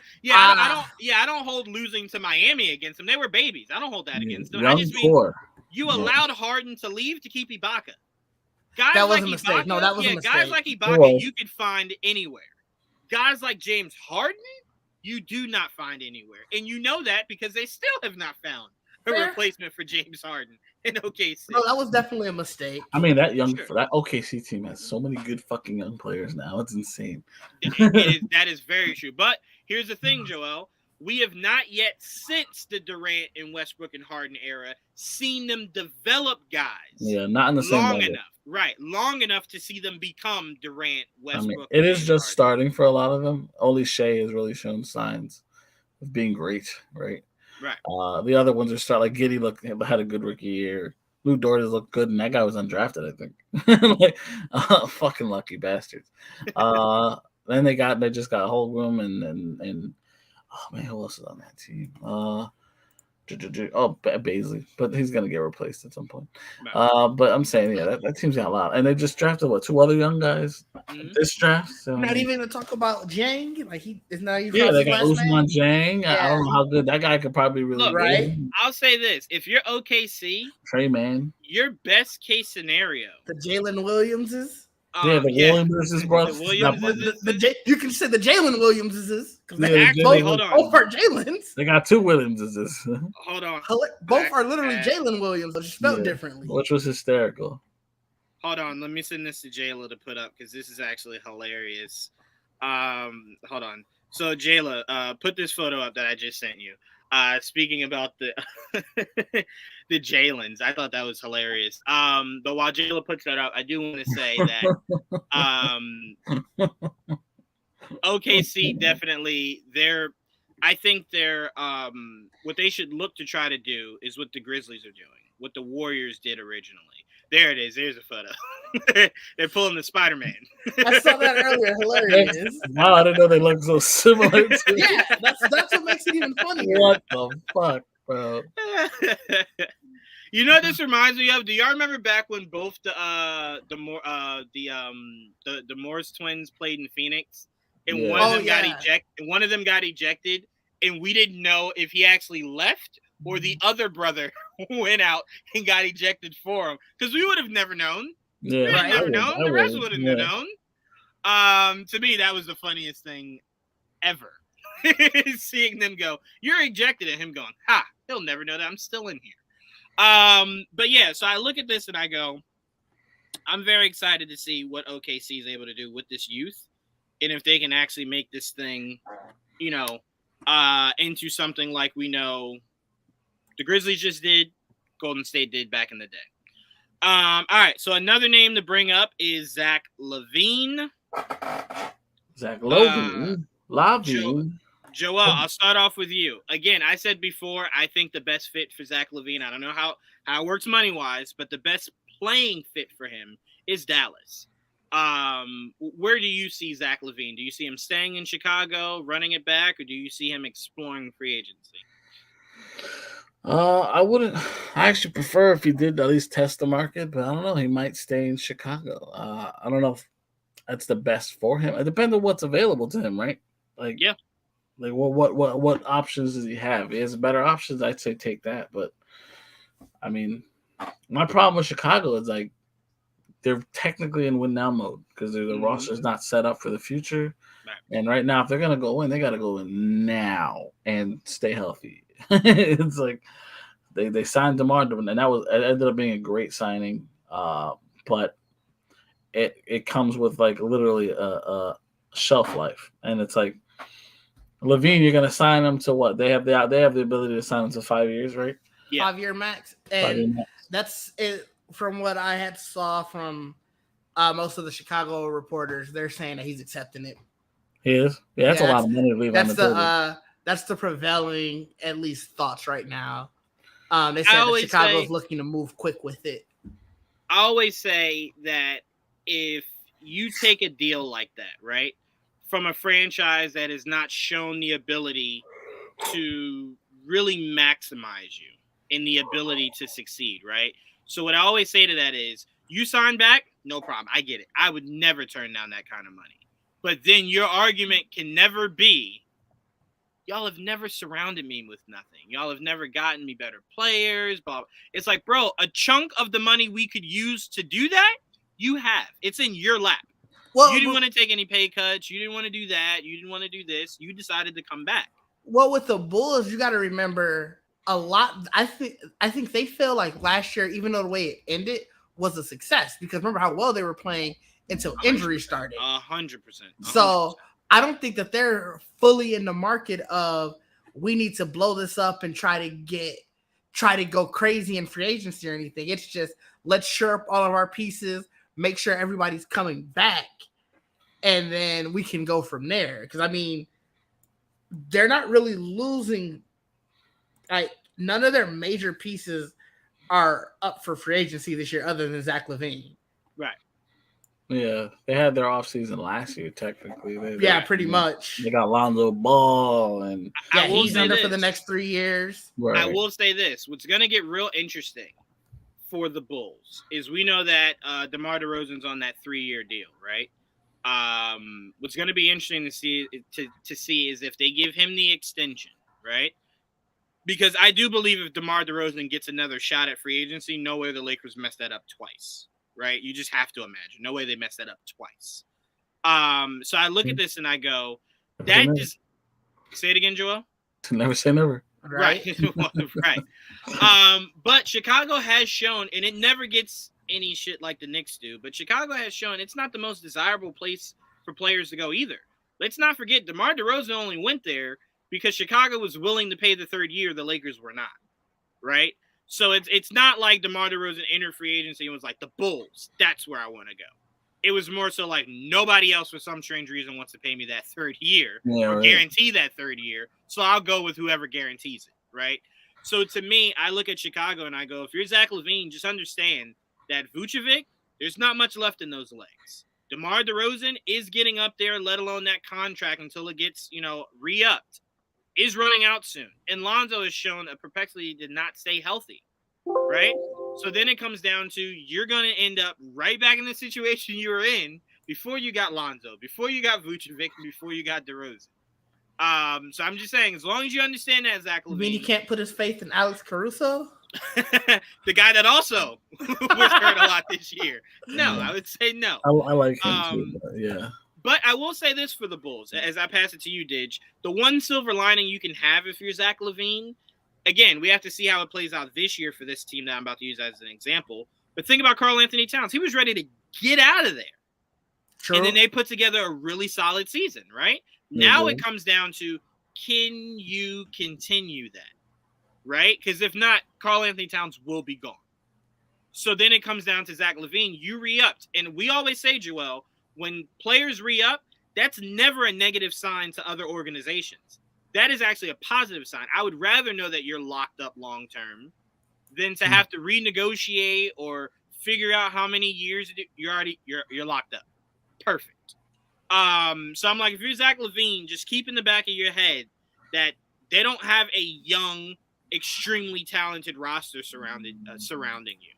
They got aging players and players that can't stay healthy. So, Digits, I pass it to you. What do you see being the more realistic approach? And I'll even ask you, what would you like to see Zach LaVine do? I mean, realistically, he's going back to Chicago. Okay. He's gonna take that 5-year max deal. That's crazy money.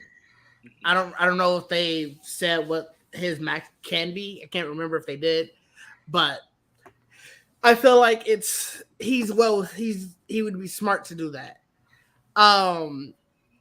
What I would like for him to do, and obviously I'm biased, I don't want to see the Bulls stick around, have any type of success. So it would be smart, honestly, to go to. Ooh, that's a good question. I'm trying to think of somewhere where he could win. Dallas actually wouldn't be a bad choice, especially if they're losing Jalen Brunson. I think if you're Dallas, though, you do need to figure out what you want to do with Tim Hardaway Jr. But you'd have to do a sign and trade if you're Dallas. I don't know what their cap is like, but I imagine that their cap is probably deep with Timmy and deep with Let me look real quick. Outside of Luka and Timmy, I'm not really sure who else they're paying big dollars. Maybe Reggie. 139 is their current team payroll. And that has to be Luka and Timmy. Majority of that. Yeah, Luka and Spencer Dinwiddie.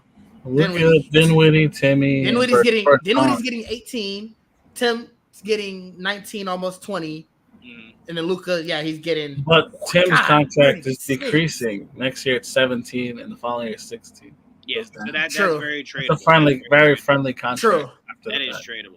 And look, I'm going to be honest with you. Tim Hardaway Jr. being alongside DeMar DeRozan in that team is not a drastic downgrade. He is a really good scorer and he's a really good shooter, right? So it's somebody that doesn't necessarily always need the ball in their hand to be effective. DeMar DeRozan can kick out. Timmy can create. create space for himself. So I don't think that's a horrible downgrade if they were to do a sign and trade, get a few pieces from Dallas so that LaVine can pair up with Luka. And by the way, have you guys seen what Luka looks like right now? No. That man bulk because he's playing like pickup games in Latvia or whatever the hell. Is he playing in EuroLeague? EuroLeague. It's because Giannis is playing there too. Yeah, he looks good. And I think Jokic played too. He said fucking pickup game. Right. Whatever the hell, I don't know. United States isn't in it, so who cares? Yes, they are. But they're in the Americas tournament. Right. I'm talking about the European tournament. Oh, got you. All right, well, nobody I care about is in there. Is that better, Joel? I pay attention to international ball. That's why. But no, he looks really good. He looks very muscular. He looks like he shedded all that fat that he started the season with. And if that's what Luka looks like heading into next season, you're pretty good if you're Dallas. You're feeling pretty good. You're feeling pretty good. But then again, who knows? Because Zion looked muscular heading into the season. Then he was just like, food. I need to consume food. He was also out for a while. Luka probably bulked up and got more into shape because of that Golden State series. Yeah, they had him running ragged. He was never doing this again. Yeah, they did. He was just like, let me put some muscle on this body. They ain't about to ragdoll me again. But yeah, so let's move off of Zach LaVine. Let's see what else we got before we move into draft conversation. All right, we can talk about this. Numerous rival teams are convinced PJ Tucker would sign with the 76ers on a 3-year, $30 million deal. Or go back to Milwaukee as one of the newer portions of it. Yeah, I forgot. I sometimes forget you're a Milwaukee fan. Enough out of you, Didge. Yeah, I gotta get my hits in, you know. To me, that's cool for the Sixers. Only problem is I feel as though PJ Tucker is the final piece you add to a team that is ready to win a championship. Their biggest the Sixers question mark, they are. To me, I get that. That's on paper.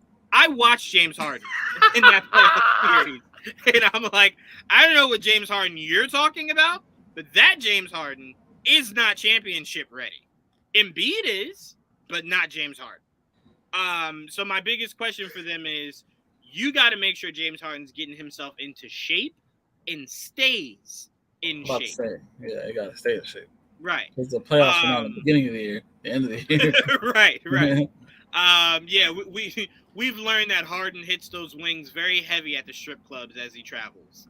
But yeah, you got to keep him. You got to keep him healthy. You got to keep him fit. And to me, it just doesn't seem like he's that interested in it. You know what I'm saying? Because it's like to me, I believe he had no better chance than when he was right alongside Kevin Durant. Yeah. And the man couldn't stay in shape. Could not stay in shape. So to me, that's why I'm saying I get that the organization feels that. You're absolutely right, Didge. I get that. That's always what they're going to say. To be fair, me, though, go ahead, he was working his way out of situations during that. That's why I think a lot of it was gaining weight to help motivate the team to trade him. Like, I got to be fat and hardened. You said that like that was an alter ego. It is. It's like weird. It's like quit mode. I don't get how they're gonna do this. Like if he does go to Philadelphia, they're gonna have to unload some cap space. And that means a lot of your more desirable assets that you need to put forth for said championship, you got to get rid of. You're gonna have to get rid of. So, but look, if they believe in Harden as much as we're to believe they believe in Harden, but shit, run out there, James Harden, Embiid, and PJ Tucker, and go win you a championship. That's what I'm saying. I mean, it's a reunion, right? You got to bring PJ Tucker back to that old Rockets team. Yeah, go ahead and roll out there a 3-man roster. Go ahead and for the first time ever play 3-on-5. Go ahead. Well, they still have Tobias. No one taking that shit right now. No. And you got Maxey. Maxey, I believe if you're going to trade, that has to be the first name somebody wants. Yeah, but what are they trading for? That's what I'm saying. To me, if I'm To me, if I'm the Sixers, you know what name I do want to keep an eye out on? I want to keep an eye on Tyler Hero. No way he is on the Miami Heat to start the season. No way. No Why? fucking way. Well, That's probably their only, not most, their only desired trade asset is Tyler Hero right now. Because I can tell you, what's his name? The other shooter. Duncan Robinson. Yeah, don't nobody want Duncan Robinson. Duncan Donuts don't want Duncan Robinson. Don't nobody want them. Dunk Tanks don't want Duncan I don't know Robinson. I don't know how much Miami really wants to get rid of Tyler Hero though. Because I feel it's. I'm sorry. Go ahead. I'm sorry. No, I was gonna say his name always comes up obviously in every trade conversation dealing with Miami, but it's like they turn around and basically be like, hey, no, he's part of the team. That he is team asset. To be fair, what does Joel always preach? You don't ever tell people you want to get rid of an asset that you really want to move. You want people to think, hey, I got Michael Jordan on my roster. I'm not moving him. So somebody goes 3 first-round picks. All right, you can have him. I don't think they're but like you said, the other option is Duncan Robinson. Mm-hmm. I don't think they want. But time out. I agree they don't want Duncan Robinson, but here's my thing. I'm not talking about give Tyler Hero away for nothing. You can give Tyler Hero away for more desirable pieces that fit around Jimmy Butler and what's the center? Adebayo. Yeah, Bam. To me, that's what your goal should be. More better pieces to fit around Jimmy Butler and Bam. And Tyler Hero showed this past playoff run. I don't know if it's mental. I don't know what it is. We know the guy can play. That's never to be questioned. But it just seemed like he didn't have it. I don't know why. Maybe injuries that were lingering. I don't know. But he just seemed a shell of himself. Wait, I don't think it was a shell of himself. Tyler Hero? Nah, he played. I guess because every time I watch him, I got to compare him to Duncan Robinson. Oh, now, well, Duncan if you're doing Robinson that, was a shell I of mean, himself. come on now. If you're doing that. No, we're talking shell of himself. I mean, if we're going to play that game, sure, yeah. I mean, in a regular season, this was his best regular season. No. You didn't hear me. I just said the playoffs. Yeah, I just said the playoffs. I missed that part. I was looking at their contracts. So yeah, no, the playoffs to me was because to me I'm like anybody can play good during the regular season, but it's when the rubber meets the road. What can you do in the playoffs? You Let me can't. Look at his playoff stats. I mean, look, me and Joel just said it. We had that done with RJ and Julius Randle a year and a half ago, where they had a great regular season, got to the playoffs, and just like basketball. I don't know what that is. Oh, that was a drop off. What happened?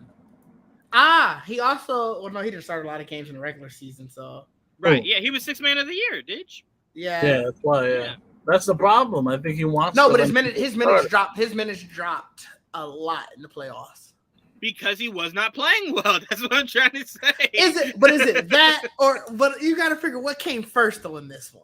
The chicken, obviously, before the. Because I didn't watch a lot of Miami playoff games, to be honest. I didn't either. Right? But from everything I kept hearing in post games, it just seemed more so like it started with maybe in a few games he wasn't the right fit in certain situations. But to me, if you're playing that well, look, we just had this conversation. Draymond was not playing well, but there is no way you decrease Draymond's minutes ever, right? So I'm like, if Tyler Hero was playing well enough, there's no way you decrease his minutes no matter what he's giving up defensively because he's making it back up offensively. So clearly he wasn't doing his job on either ends of the ball or he would have gotten more time.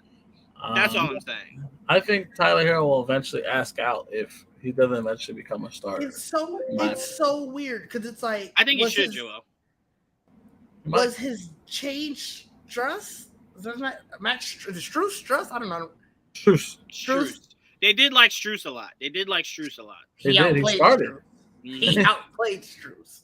He in the playoffs he had better shooting percentage from 3 and 2, had more points. They had about the same rebounds. He had more assists, less turnovers. I don't get it. You know what? Let me ask you this. What was his plus minus just in the first series? I'm not going to have you go through. Well, they have it just as a whole for the playoffs already anyway. Let me go down to that one. Because that's the biggest question mark also. What are we talking about again? Tyler Hero. What about him? Like I was saying that I think Tyler Hero should be what Miami's looking at possibly moving, just to get better pieces around Jimmy and Bam. Because I'm like, Jimmy showed this year he cannot do this much longer. He cannot do this much longer. And that's not me saying it like Jimmy Butler's like a bum or anything. That's just you're asking somebody who is not the most offensive threat in the NBA to go out and get you an average of almost 40 a game just to be in it, let alone win these said games. That was it. More help. By the way, just to jump in, +8 to -8. Okay, yeah. All right, fair. All right, there we go. That's why I said let me see that plus minus. Let me see that. It was looking rough. I looked at the player efficiency rating, and Tyler Hero was up on it. I was getting more and more confused. There's a reason Strus ended up becoming the starter. Because I'm like, look, we even saw this. Because look, remember, this is the same Eric Spoelstra that was going between Ray Allen and Shane Battier, right? And there were moments where Shane Battier was doing things defensively Ray Allen just couldn't do. Right. So that he was getting more minutes, right? So that's why I'm saying, to me, though, if Ray Allen started a game hitting 15 threes, you think they're taking him out just because he can't play defense? Hell no. Well, you're assuming if Ray Allen started a game hitting 15 threes, it's blowout. You don't really care about your defense at that point. Fair. So it's always, I believe, a head coach if he's not playing, unless you're Tom Thibodeau. But any other rational head coach, if you're not playing a player that should be playing, it's because he's doing something that's so bad and he's not giving anything on the other end. Or enough on the other end. Right. But all right. That's why the rotation's shortened. 100% in the playoffs. 100%. They definitely look down at people like they definitely look down that bench like, you're not playing tonight, right? It's right. Like, what? Yeah, you're not playing. Well, look at the kids in Golden State. Like, they barely played during a lot of those stretches. Yeah. And I tell you what, if I'm Kuminga, I'm thinking to myself, man, I didn't play, got a ring. There's a good chance next year I maybe don't play again as much and get another ring. And then guess what? Curry and these guys start to wither off. It's me, Jordan Poole, and fucking the center. Wiseman. So I'm like, if I'm Kuminga, I'm like, I got it made. Like, I got Moody. Yeah, I got it made. Gary. So I'm like, shit. Gary's not young. No, he's not. But wait. How old is he? Like, not 30 yet, right? Oh, yeah, he's right there. But even then, we said it before. A lot of people, 30 is entering the prime. So I think some of his best years will be upcoming. But all right, let's head into home. So hopefully. That's what I'm saying, and we know how good of a fit it is, right? So unless his game just drastically drops off, I think he'll be fine. I think he'll definitely be fine. All right, so let's head into the draft. I really want to focus on. We already talked about what the Knicks did, so we can talk about your pick, Didge, and then let's focus on the top 5, right? Focus on the top 5. We can go 5 more if need be, but that top 5 was definitely like they could have went in any order, really. But a lot of people were shocked at number 1, and I'm like, it wasn't. I think people were acting as if this draft had Michael Jordan and then other like ancillary pieces. Like, no, this is a draft that if you told me it went anyway, I would have said, well, I could see how it maybe fits here, maybe fits there. Like, you know what I'm saying? I don't think anyone was overwhelmingly better than anyone else. This is the odds. That's why people were shocked. They're like, really? You want the third to go? Well, okay, whatever. Okay, that's what you want. All right, so we'll start off with the number 1 overall pick. Joel, what were your thoughts on seeing him go first? I'm shocked. Very shocked. Because it came so last minute. I thought Smith was the best prospect, so I figured they would go with Jabari Smith. But Paulo Banchero, I look forward to seeing him play in Orlando with next to, I guess Carter will end up being the starter now. Wendell Carter, yeah. Yeah, because like Bam, not Bam. Mo Bama's a free agent. It seems that way. So, and they're very similar. To me, they're very similar body-wise. They're similar height and shit. So I wonder how that's going to work out. And then they have other, like, this guy's going to come back from being hurt. What's his name? Fultz? No, not Fultz. Fultz came back at the end of last year. Yeah, he did. The power forward, the small forward. The forward. Damn it. Who didn't kneel? Damn, I can't remember. I can't either. Let's get I the can't Google remember out. either. God damn Let's get it. the Google out. Let's get the Google That's what out. I'm on Google right now. Wow. Hold on. And it's not a hard name. Watch when you find it. Anyway, that guy, if he's healthy, that guy could be really usful too. So Damn, looking at the names and it didn't even jump out at me. What was it? Jonathan Isaac? Yes, Jonathan Isaac. Gotcha. I don't know why. I could not remember that, but yes, him. But for sure, that's a guy that I figured would end up being the starter day one if he was healthy.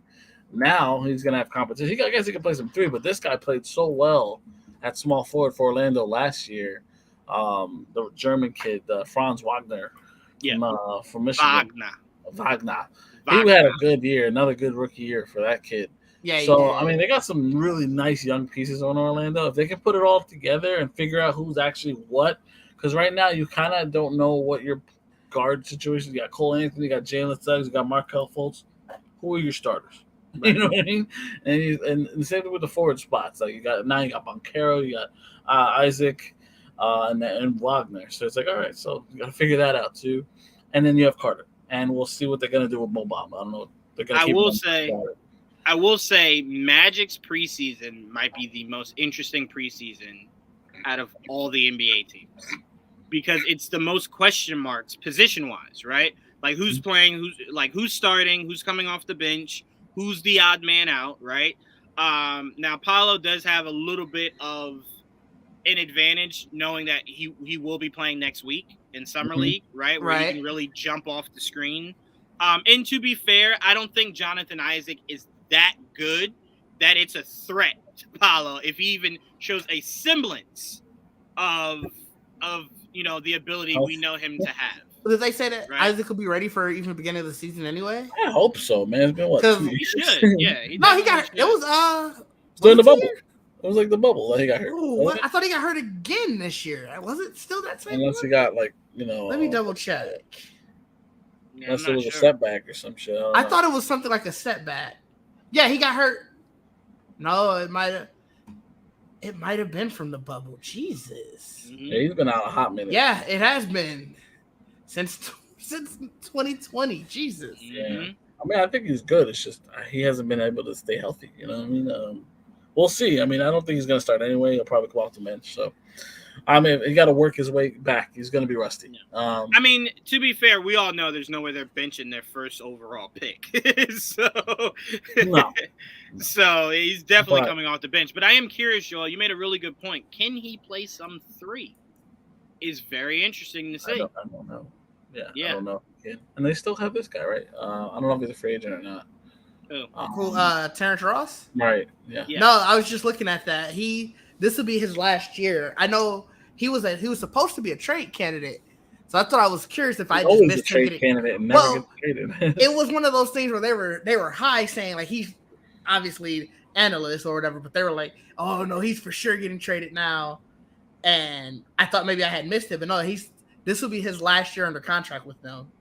Well, luckily for Terrence, this is a really good year because a lot of these NBA teams, because of players that might want out or might want to be moved or didn't opt in or whatever the case may be, there'll be some pluggable holes for him to fill himself into in a winning roster if need be. Yeah, and there'll be places for him to go.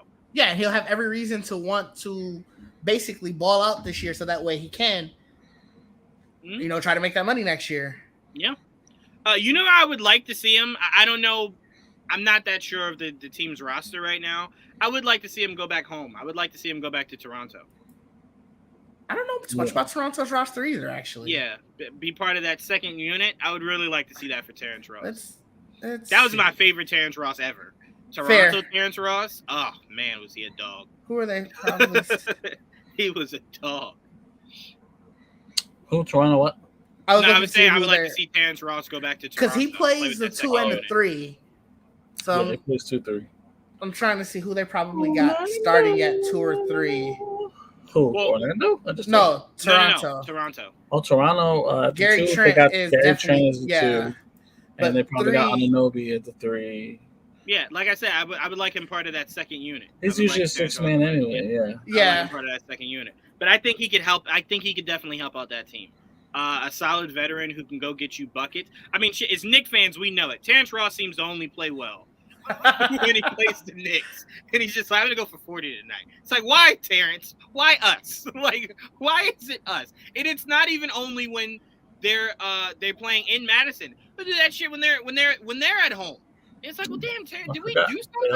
They also have Okiki, and they got Hampton, and they got the other Wagner, his brother. I forgot his brother's on the team. Oh Lord, Terrence and they got Bol. He's a free agent though. Bol, yeah. Bol's a free agent. He's probably gonna be gone. I wonder where Bol's gonna go now. That's very good. You know he's gonna go. He's gonna fill in Bobby Portis' vacancy. That's where he's Milwaukee. Oh, God. Oh my God! Imagine Bol and fucking Giannis. Oh my God! You wouldn't know where to go. I can't even see the rim. Yeah. They were talking shit about the Thunder, but they got the new Slim Towers right there. Right? Yep. They got the Slim Jimmies. That's about to be the new Slim Jimmies out there in Milwaukee. Giannis bulked up a lot since his younger years. So. He has, yeah. For sure. All right. So I'm sorry, Didge. What do you think about the number 1 overall pick? I was shocked, honestly. I thought it was gonna be Chet. Because I obviously it was one of those things as it was getting closer. They were like, it could be any of the three. But I just assumed that the basically all the draft boards were gonna hold true. And I don't think you can go wrong with either of the three, so I don't think it's a big deal. Mm-hmm. But yeah, I'm interested to see. It looks like Orlando will have a decent young core, so I'm curious to see how. I don't know if they're going to compete for a playoff spot or anything, but they'll have some growing pains and probably be better than they were this year. People already started the jokes that they already started the jokes of putting Paolo in a Lakers jersey, saying it's only a matter of time. Yeah. And look. Who knows? It very well might be. If it holds true to what it seems like Orlando center history is, it seems like Shaq has set the legacy, right? He has set the legacy that Lakers is stop number 2. Yeah. But I'm very excited to see him, and like you said, Didge, because the top 5 is so top heavy. Right? It doesn't come down to best talent. It comes down to what is your immediate need out of all these great players out of that top 5, right? So it's always good. And it's going to be a lot of fun when we do this show 5 years from now. We look back at this draft and see how many of these guys are still playing. like legit are still playing. I love let alone still a starter. So that'll be a lot of fun because look, our number 2 pick, Chet. They were making a lot of comparisons to Porzingis and weirdly Durant. I saw that and was just like... I think that was just because they're both very tall and skinny.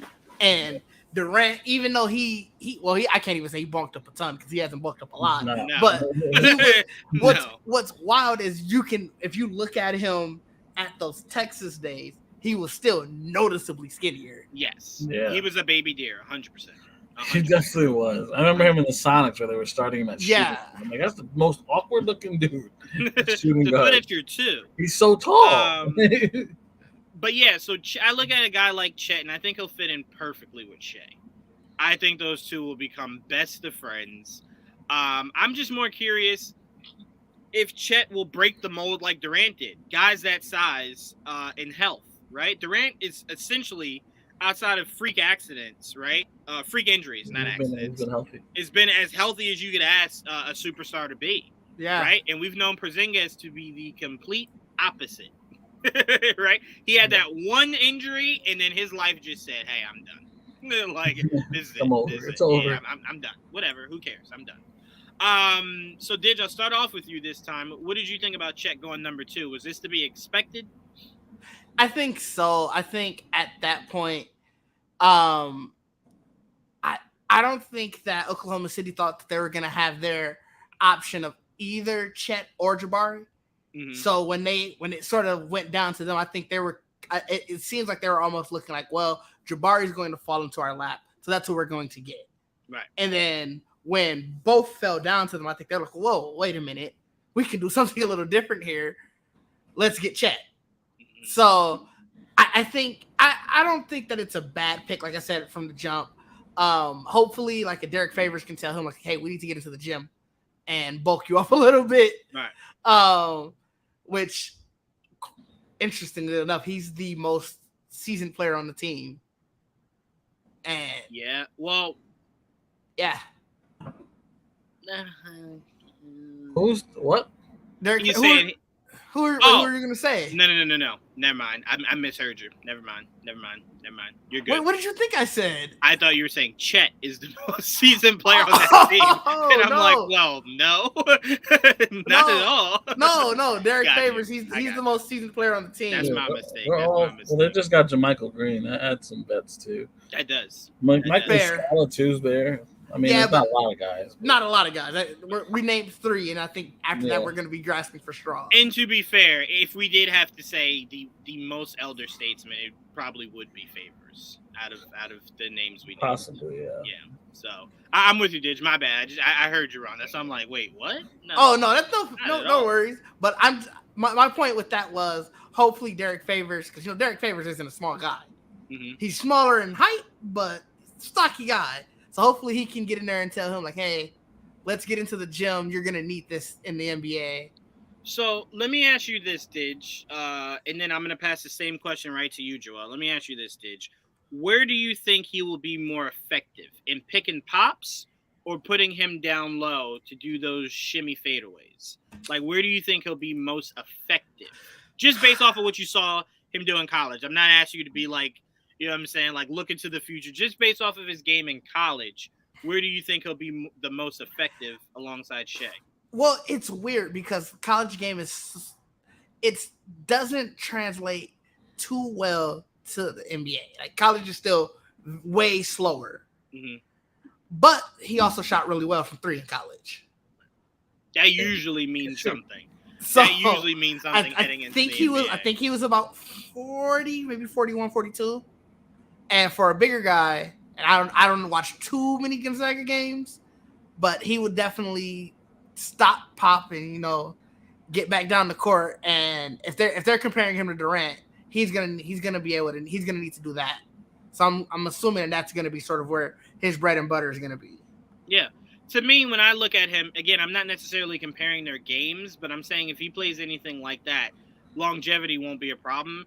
I would like to see him play the same way Damian Lillard and LaMarcus Aldridge played alongside each other. Like, as LaMarcus started to rise into, like, being that guy, those two played so well off of each other because you can kind of essentially do, like, pass and go, really, essentially, with those two. Shea just, I think, needs to get a little bit better as a shooter. But those two could be a really dangerous combination, Chet and Shea. So I really like to see how those two grow together. Unless Shea, decides he wants to come to the Knicks. Whatever he wants to do. But Joel, it's not as simple as like, hey, do you want to play for us? And he just says yes. And we give them like... Especially not Shea. And we just give them 6 second-round picks. We can't do that. No. Okay. 6 second-round picks. 6 second-round picks. Yeah, what's wrong with that? No first rounds. We keep all our first rounds. But no, all jokes aside, Joel, where do you see Chet being the most effective? And are you shocked that he came in at number 2 rather than number 1? I expected him to be number 2.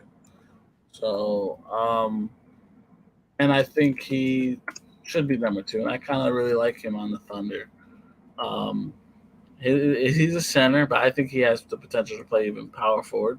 Right. Very similar to KP, because he's so thin. Maybe you don't want him on the block all the time. He's a really good shot blocker, and he's athletic and he can shoot and he can handle. So he can do a lot of things. He's just weak. He's not the strongest guy. He needs to add some muscle. And that's going to take some time. And the funny thing is they have another guy that's very similar but less polished in Poku. So that's why they're the slim towers, as they call it. the future slim towers in Oklahoma. We'll see if Poku even starts this year. He's got to work. He's got more work to do. But Poku's a very versatile player, and I think Chet is the same way. He's 7 foot.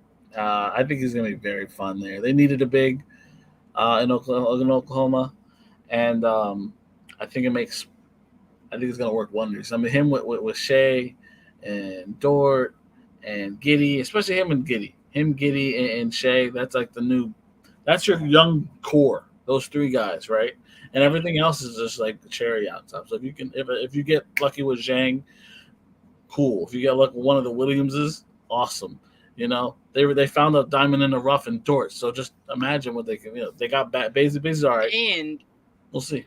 And you know what makes OKC frustratingly annoying is the idea that at any point they could flip any of these kids for more picks or flip those said picks for a singular big name to put in the middle of all this youth, right? To kind of bring it all together. Yeah. And it's just frustrating because it's like, damn, they're good. Like, you look back and you're just like, you lost a lot. And to be where you are now, you know, bravo. They might have a good future. Bravo. But they have to because no one's going to go to Oklahoma City Not willingly. Not at all. And you know what, Joel? It definitely lends back to there needs to be an investigation into the NBA draft, let alone the draft lottery. Because when you think about all these teams that are in this top 5, right? Top 5, let alone top 10. And you go, we have only had RJ. I know. And you think about it and you're like, the Knicks have been bad more times than not between, let's say, 2006 to right now, right? And it's like, only RJ? That's it? I couldn't. What? Well, we had KP. He was 4th pick. Right. Everything else has just not been our luck. Not at all. We've fallen out. We've not been good enough. Just 06. Just 06. 06. Mm-hmm. Yeah, look, we had a lottery pick in 03. We picked the worst pick, I think. All right, that's fair. In 03. I'm sorry. Were you questioning my authenticity of us not being given the favors that all these franchises At first, I was going to go, how many years were you guys over 500? Then when that didn't support my argument, I was like, well, how many playoff appearances? And neither one supported my argument. Again, Didge, there is a reason why we try to tell you have become spoiled.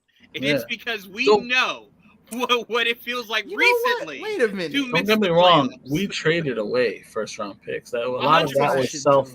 Like Isaiah Thomas was just giving away first-round picks like candy. When he was it was definitely a hell. Like I said, like LaMarcus Aldridge was a pick of ours. Jamal Murray was a pick of ours. Joe Kim Noah was a pick of ours. Yeah. You know what I mean? But to be fair, Joel, you do look at it and you go, Cleveland seems like it's just been pick of the litter. Pelicans, it seems like it's been. And here's the thing. Pelicans haven't even had that many number 1 overall picks. But when you land Anthony Davis with one and Zion Williamson with the other, I can't look at you and go, well, you only had 2. Right. You could argue one of the 2 is one of the top 75 players of all time, right? You can make that argument in Anthony Davis. So it's like, bro, it's not even like, oh, I had Markelle Fultz and it didn't work out. No. You had Anthony Davis, right? And then you look at the Sixers and you're like, you had Ben Simmons and then, you had Ben Simmons and Joel Embiid, right? So it's like, you can't cry either. Well, they did that whole tanking shit. They went Embiid, Okafor, that Michael Carter Williams was part of that whole process. Fultz. Wow. Yeah. So they had to strike out a lot to strike gold. But think about what you're saying. They had numerous top 5 picks. They just chose wrong in a lot of them. They did. I am saying we haven't even cracked top 5 outside of twice in that span. That's my point. That's why I'm saying it should be investigated. No. We haven't had a first pick since '85. In the top 5 is like rare as fuck. Right. Let alone in the top 2, Joel. That's what I'm saying. Our best chance at fucking getting that pick when we were the worst team in the league, we got number 3. We fell to 3. But also remember they changed the rules. Yeah, they did. They changed the rules on it. So where we were like, this is finally our time. Zion, we're going to get it. They're just like, oh, nope, rule change. You being the worst team don't matter no more. It's like, wait, well, hold on, what? Like, we tried so hard for this, though. Like, we sucked so bad. Like, this was the plan, and you ruined the plan. Very frustrating. But remind me to talk about this before we get off of basketball today. I think it was Bleacher Report put out maybe like a few days to maybe a week ago, if they had to redo the draft of Zion, for reasons I still can't comprehend, they put us as drafting Garland over RJ, as if RJ has been this player that has been a dumpster fire progressively over the year. Now, don't get me wrong. Garland he was an all-star, right? He was an all-star. It does not matter why. He was an all-star. I agree. But I don't see Garland as a drastically better player than RJ for me to regret taking RJ at number 3. All-star versus not. Again, NBA is a what have you done for me lately type of thing. And I get you, but again, I don't believe even in the all-star year he is a drastically better player than RJ enough for me to regret taking RJ at number 3. That's all I'm saying. I don't regret taking RJ either. So. That's all I'm saying. Because we're acting like Darius Garland was Ja Morant.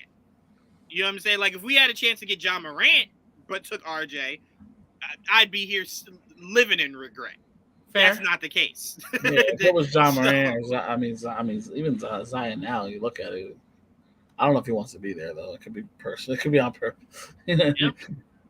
Look, we're waiting. We're waiting for New Orleans to call us to say, hey, what can you give us? We know where he wants to go. And it's like, well, the question isn't what can we give you? The question is, what do you need to make this happen so we can say yes and just get it on, get it done with. But all right, so let's move on. Would you say, Joel? So apparently the offer is going to be $110 million for Brunson. You know what that means? You know what that means? That's 27. You know what that means? That means Dallas is offering 100. So the Knicks are like, well, shit. 110, and Dallas is like, ooh, blood. That's too much for my team. Too much for my blood. That's too much for me. Can't do that. Can't do that extra 10. But take them. That's all that means. Because if the Knicks go higher, it doesn't mean it's what Brunson's asking for. It means that they know Mark Cuban's willing to go the distance, but not really. Like Cuban's like, well, no, I'm not doing that. Right. So Joel, heading off to the number 3 pick, I'll start off with you first. Jabari Smith, a name that you were saying you could have seen at number 1. Yes. But he went number 3, and he went to go join the Rockets. What are your thoughts on that? I mean, the Rockets fell into his lap. Their lap. I think they got lucky, yo. I think he could have easily been the number 1 pick, or 2. But they got Houston. You know, they got a prize in Jabari Smith. I think he could do everything and anything. He can shoot, he can pass, he can defend, he can rebound. He can do it all. So I think that kid. They got a good one there in Jabari, and I can't wait to see what that team looks like with this dude at it, because they got Green last year. Sengun looked good. Porter, Kevin Porter. Yeah, Kevin Porter Jr. Kevin Porter looks good there. And that kid that came out of nowhere, Jayshawn Tate, the annoying little fuck, he's good too. So, like, they have a nice young core, and they're just building through the draft, and they got mad picks coming up too. Even though I did hear that Kenny Martin Jr. seems to want out, which is good because look, they just drafted Easton too and Ty Washington too. So I'm like, they're set. They're too young at this point. They're gonna have to trade away to some of these young pieces for vets at some point. But I mean, they can't go wrong. And after losing Harden, this is a great way. This is a great comeback. I mean, this is how you rebound. This is how you rebound, and we've said it numerous times. It's so important to take drafts seriously, right? Like, I know a lot of teams are like, hey, we're maybe a player short. Let's just try to get a home run in free agency. But there's something so special about building up through the draft and watching your team become the new Golden State, right? So I'm very curious to see if Houston is on a trajectory to assembling a team that can make the playoffs. Yeah, I'm very interested in seeing that. You know, one of these picks has to hit. That's how I look at it. One of them has to. I mean, look, let's be honest here. We just watched Minnesota make the playoffs, and I am almost 1,000% sure they did it purely off of Towns and Edwards. I don't know anybody else on that team. right? So it's like you only really truly need two of them to hit. I was gonna say they definitely have D'Angelo Russell. Yeah, oh shoot, I forgot D'Lo. Yes, I'm now sorry. They're trying to D'Lo, trade D'Lo. They're for sure gonna try to. Now they did say on CBS Sports, it would be very interesting for Minnesota to look at DeJounte Murray to pair up with Edwards and Karl Anthony Towns. That would be really good. Would be a good pick. That would be really good. But if you're Popovich, you're just like, you want me to give you Murray and take back Russell? No, thank you. Russell's really good, but no. They also have Taurean Prince. They just re-signed. They just re-signed him or extend him something. Yeah, they extended him. I'm surprised because I'm like, and not that he wasn't getting minutes, just that like, I don't know. Joel looked at him and was like, "What do you do here?" Right? He's a backup forward. He's a good veteran presence, so I guess. Joel's definitely the new boss in town that walks in and just goes, "Hey, you. What do you do here?" Like, I know everybody else, but you personally, what do you do here? I don't know what you do. But Jabari, what are your thoughts on going to number 3 and going to Houston? It was a no-brainer. At that point, like Joel said, he dropped into their lap, and they would have been foolish to pick anybody else. Word. He was arguably, you would have been foolish taking anybody out of this top 3, like anybody else other than those 3 with the top 3 picks. But, I think each of them will hopefully be a hit. So I'm interested as well to see if Houston will have, or if they have assembled enough young talent to make a run. Who's their 5? So early. Sengun now. It used to be Christian Wood, but they traded him to Dallas. They traded him. That's also a team I would like to look at. If again, we'll talk about this when we talk about Utah's new head coach. But if that team starts to become a fire sale, that's a team that I would like to see add a veteran like Rudy Gobert to its roster. To be that veteran anchor for those young kids. I think he could help out a lot, especially second chance points, defense, especially Joel, you were saying one of Jabari's strengths is defense. So I'm like at the, was he 3 or a 4? 4. Oh, fuck yeah. And at 4, putting somebody like Rudy Gobert at the 5, that could be really good for Houston going forward. So if Utah, they might have something in Sengun. I like that center. That's why they traded away Wood. They felt comfortable. Sengun. How young is he? Well. I don't know. He got drafted last year. Oh, so it's still a chance he could play in Summer League next week. Yeah, he might play in Summer League. Perfect. So I'm going to make sure I pay attention to him then. I'll make sure I pay attention to him. Unless he's playing internationally. I'm not sure. Oh, yeah, that is something to look at. Because he's from Turkey. Yeah, I don't know. I get not getting in the way of hometown pride, but I'm definitely saying if I'm Houston, hey, ain't shit guaranteed around these parts, bitch. You better dribble a ball in Summer League. You out your mind?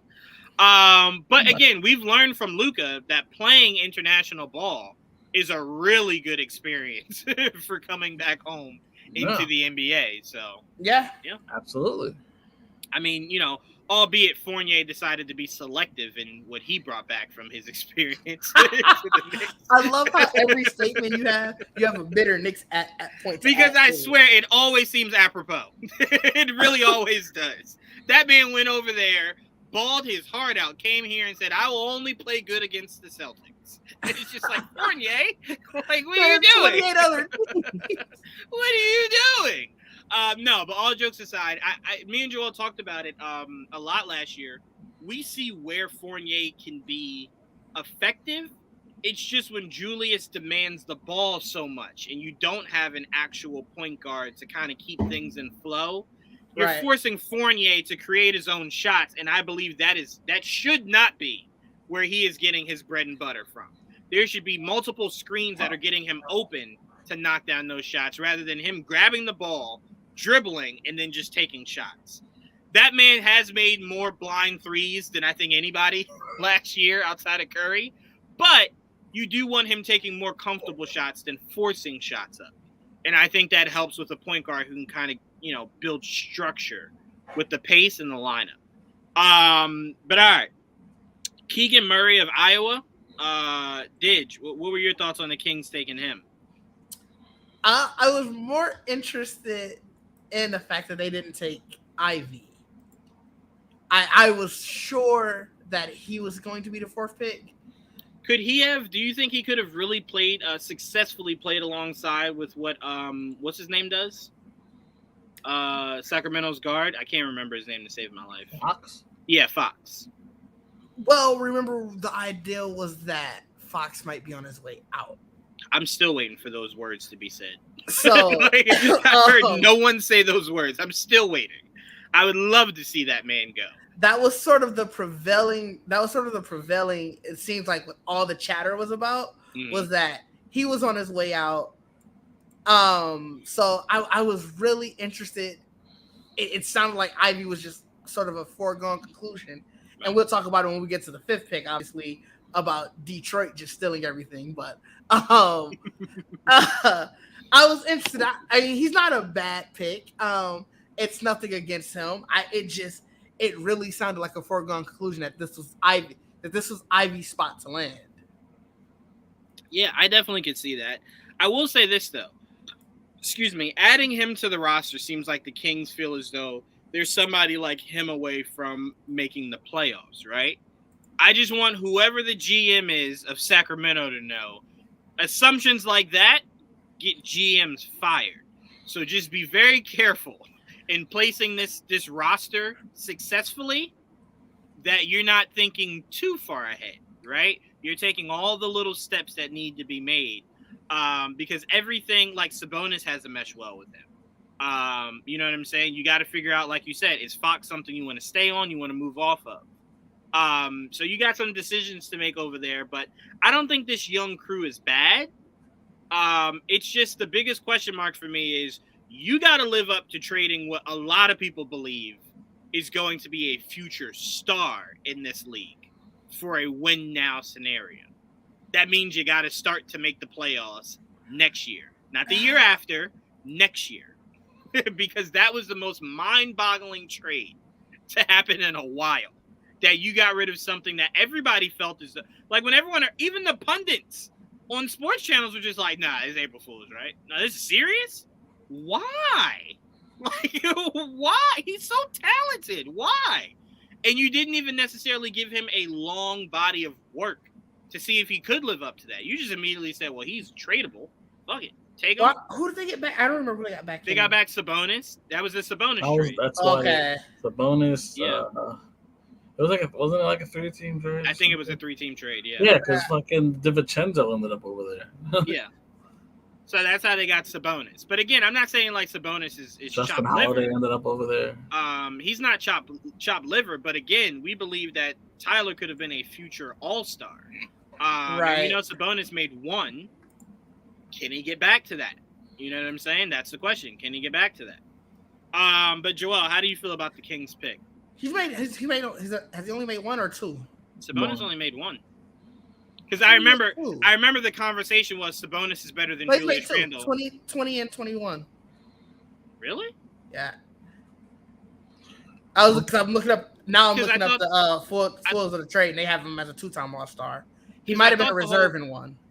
Because I thought the whole conversation was Sabonis made the All-Star and Julius didn't. And then when Julius made Sabonis made it in as a reserve afterwards. Okay, gotcha.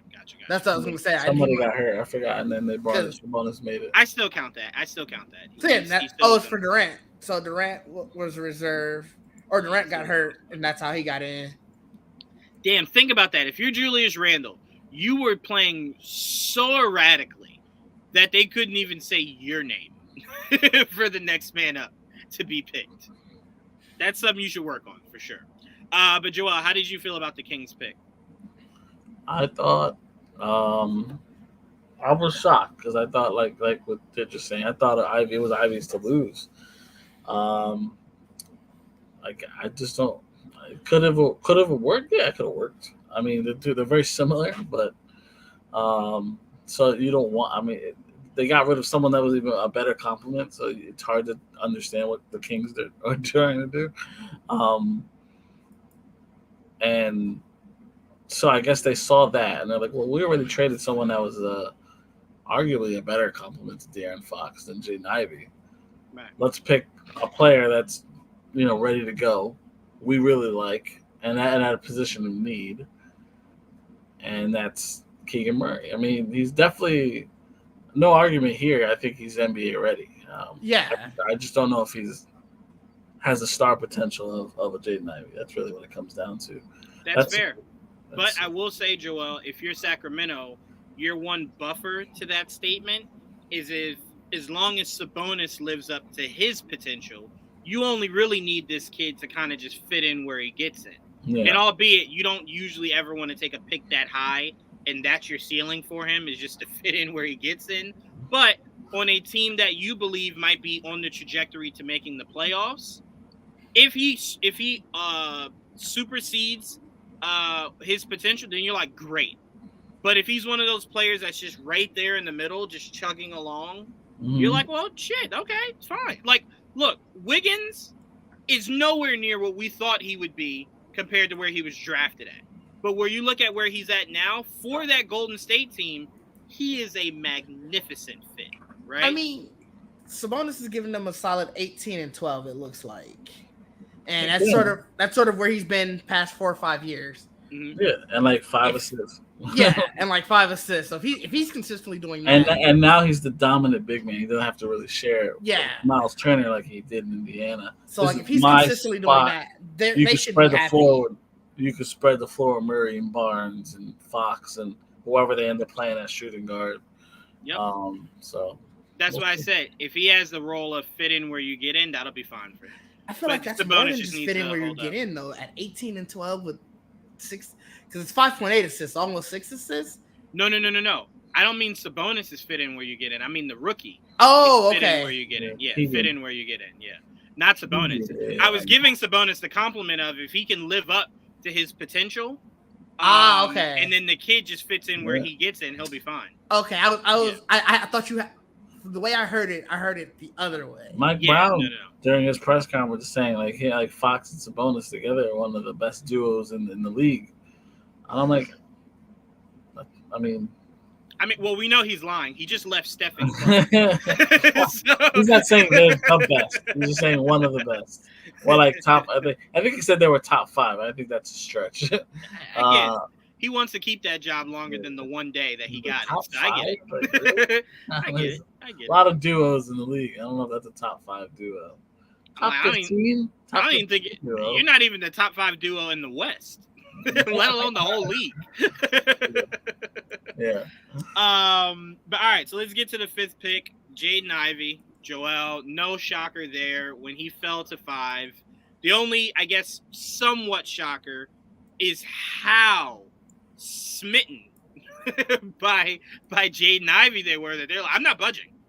There's nothing you can offer. I'm not budging. No, they wanted him. They did want him. I knew going in that they wanted Jaden Ivey, and he fell to them. And it's like, well, they got lucky. I will definitely say this. I know the real reason that the Pistons wanted Jaden Ivey. They saw exactly what I saw. They saw Mrs. Ivey pop up on that screen and said, well, we need that in the front row for each game. Because I heard nothing Jaden Ivey said when I saw. I was just like, that's his mother? Oh, what? Wait, your dad's not around? Okay, all right. Let me go to some Piston games this year. Wait till Jordan Poole sees that. But no, to me, this was obviously the obvious pick. I think I was more so confused on how Knicks Twitter was just like, yeah, we're sending them offers. They want them. And then Pistons Hive was just like, we're not trading Jaden Ivey. Like, we're keeping this. And we're just like, but what is people been talking about this whole week leading up to the draft? If the Pistons were not going to budge on Ivy, where were people getting their information from? Yeah, it was weird. It was very weird. It started almost getting like very certain. Like, yes, it was certain. It wasn't expected for him to fall to fucking 5. That's why it wasn't. That's why when he fell to 5, it was just like, well, it seems like this is our move for the taking, right? We're gonna swoop in there, give them a really good offer, pick this kid up, and put him with our youth. Detroit was one of the teams that wanted Ivy, so that's why it made it hard. It's like, no, it is what it is. I was just hoping Ivy was gonna pull Alonzo, like, hey, I don't want to play for you. I want the Knicks draft, man. I don't want to play for you. So I mean, he did, but as soon as he got there, hey, you happy to be here? Yeah, I guess. He definitely sounded just as excited as Zion did when he saw that ping pong go to New Orleans, and he said, "Oh shit." He was crying like a mother. I'm just happy not being in Sacramento. Zion was just like, I'm gonna have to eat a lot of food to get out of here. I heard Harden. It's always funny to see their facial reaction. Fuck, man. Like, is the camera on me? Yay! But do you agree with Joel that this was the clear, obvious pick for Pistons? When it dropped, when he didn't go 4, I was like, okay, well, he's going 5 for sure. Yeah. No wasted effort there. Now, Didge, talk a little bit to us about your pick at again. Let's see where winning teams draft 24. There you go. Winning Let's see what you thought about 24. Actually, I really like this pick a lot. He had a really good, like, he obviously already a really good high school player, and then he backed it up by going to the G League. And if I remember correctly, he was averaging like 15 or 16 points a game in the G League, and he would always show good flashes. Like, I went back and watched some highlights after he was drafted, and I think he'll be somebody who we can plug in. He plays 3-2. I think he's like 6'4", 6'5", so I'm thinking more likely he's gonna probably like closer to 6'7", but let me check. I thought he was like 6'4", 6'5". I'll check. Relax. Hold on. Because I was looking at he's probably gonna play the 2 because I thought he was again the height that I thought he was. But it's 6'6". Oh, he is 6'6". Okay, well then, so he could play a 3. That is the ugly cry. He could play 2 or 3. That is a ugly crying. That is a ugly cry. Whoever took that photo said, I do not respect this kid. I'm gonna get you at your worst. But I think I know one thing I really liked is he played under Brandon Roy. That was his high school coach. Okay. So I'm a big Brandon Roy fan. I'm hoping some of that, rubbed off into him. I'm sure they're still keeping contact. And now that he's in the NBA, they can, do some more work. And I know Giannis already texted him talking about, let's get into the gym and stuff. So I'm excited for the pick. I think it'll be another plug and play that we can use. And in full support of you, Dids, like all jokes aside, I really truly hope that this guy becomes a very important piece once Giannis and Chris Middleton retire. But Joel, what do you think about this fit for the Bucks? I like it. I think because I think for the Bucks, I think shooting guard is always like a fucking rotating thing for them. Like Wes Matthews was starting last year.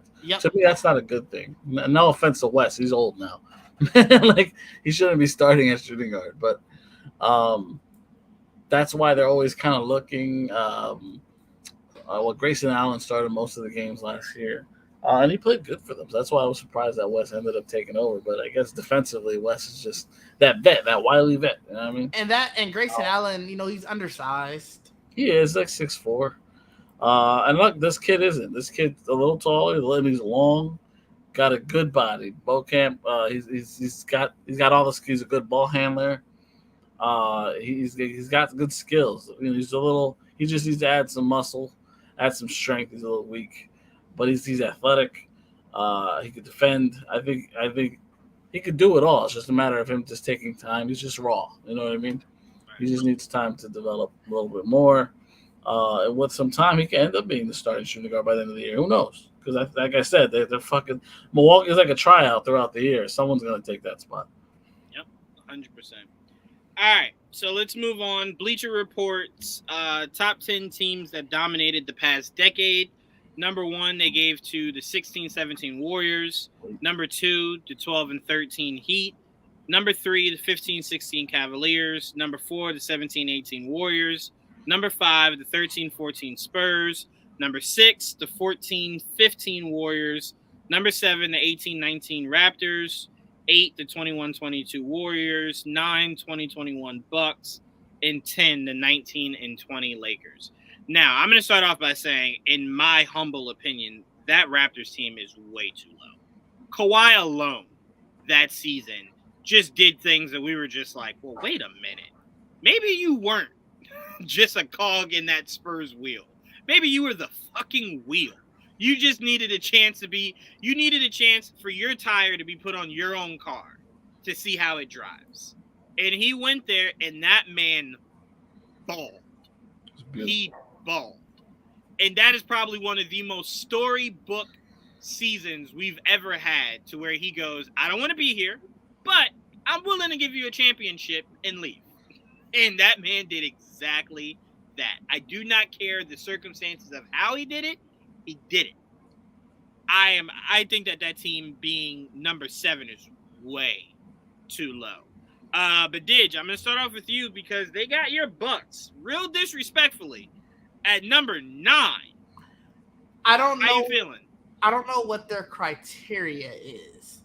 So I honestly didn't care. I saw it and I was like, I don't know what you're judging. Well, to be fair, they're saying teams that dominated. And albeit I believe the Bucks were a phenomenal team, you could make an argument that they weren't necessarily one of those teams that were dominating as much as the 8 others, regular season all the way throughout the playoffs. I believe Giannis, you can make an argument, Giannis was maybe the most dominant. But that team as a whole, maybe that's what they're going by. But they had that. The Cavs team is number 3, which is sort of. I'm going to be honest with you. To be fair, remember that Cavaliers team in 15-16, I believe their biggest threat in the East was the baby dinosaurs. They dominated that East without even blinking, easily. It was a sleepwalk to the finals. Everybody had them in the finals against Golden State again. It was all a matter of just get there. So I can acquiesce that there was nobody even remotely close to LeBron James and the Cleveland Cavaliers that year, or any of the years LeBron took Cleveland to the finals. I don't. Like I said, I saw it. I don't really understand the full scope of what they're looking at, because it can't be margin of victory, because the overwhelming majority of our victories that series, every series, were double digits, which I would think that's dominating. Yeah. So it must not be that. And I like I said, it's one of those things. You can say it's a spoiled thing to say, but small market teams don't really ever get their hype. So it's one of those things. I didn't expect this to be high on this list. Well, you know what, Didge? I'm going to tell you what. To be a small market, to where you're only talked about as being number 9 in the most dominating teams in the past decade, I want you to know feels so much better than being shitted on and you literally did nothing. Fair. I showed you that article about them making fun of us not drafting Curry, A, as if we had an option, B, as if it mattered at the time. It wasn't like the Warriors just beat the Knicks, and it's like, well, you could have had him on you. We weren't even in the playoffs. So what does that have to do with us? That's nothing. Fair. It's nothing. The Cleveland one was the one that them to be the number 3 most dominant, but they were on the ropes. They were one game, Draymond suspension away from being eliminated. Oh, 100%. You can't call them the number 3 most dominant 100%. Team. But to get to that said finals. But you literally on the rope. Overwhelming favorite, Didge. There was never a question on could Cleveland lose en route to getting to the finals. You got to remember, Durant was a toenail away from you maybe not making it to that said. But it was always whoever wins that series is going to the finals. Oh, 100%. But I'm saying LeBron never felt that heat on his neck in that season against the teams that they really had to play. That's all I'm saying. It's not our fault the East was trash then. It's always fucking trash. Wait, no. The East wasn't. I don't think the East was trash for you guys. I'm talking about it wasn't. It's not our fault that we had to actually play some teams. Oh. It's trash. When LeBron was doing his. I get you. No, I get you. Look, and I think a lot of this credit goes to. I'm not sure if 15-16 was a year that LeBron. Actually, let me take my original statement back. 15 and 16 might be the year LeBron was this close to losing to the Pacers and Victor Oladipo in round 1. Those Pacers gave him everything he could quick. handle. They ended that series, I believe, on a LeBron hit a game winner. Like I think that was like a fadeaway game winner. He beat the Pacers. That was the Raptors. They lost. It was 2-2-2. They won 2 at home, lost 2 in Toronto, then won the. And that was the first round. No, that was they played Detroit and Atlanta round 1 and 2. Yeah, okay. Which, by the way, So a lot of those games they beat Detroit by double digits once. That was when Gundy was the head coach, right? They beat Detroit by double digits once. Yeah, Gundy was because remember there wasn't a whole lot of talent on that roster. Gundy was throwing a lot at LeBron, but at the end of the day, it's still fucking LeBron. Fair, but again, it goes back to but what is really domination if you beat your first round opponent once by double digits, you beat your second round opponent twice by double digits, you were once by double digits in the conference finals, no double digits in your finals, that you were down 3-1 and had to make a comeback, that you were on the road. So where was the domination? That's why I said I couldn't take too much stock into it because I don't get what it is. I think it's just it was LeBron, he won. It looked great. No argument there. That's probably exactly what it was. Bleacher Report does have their LeBron favoritism. Joel, I'm going to just go ahead and say this for you. Number 1 is vetoed. That does not count. So outside of number 1, do you agree with this list on those teams in that order being the most dominant? Maybe not all of them, but I don't even remember what the list was. I just remember I think the last was the Lakers, the Dome Lakers. Yes. I agree with that. That's about it. I agree with the Dome Lakers being the worst. And then what was the first? The first was the 16-17 Warriors. Yeah, same. So it's like it's a wash. So I would say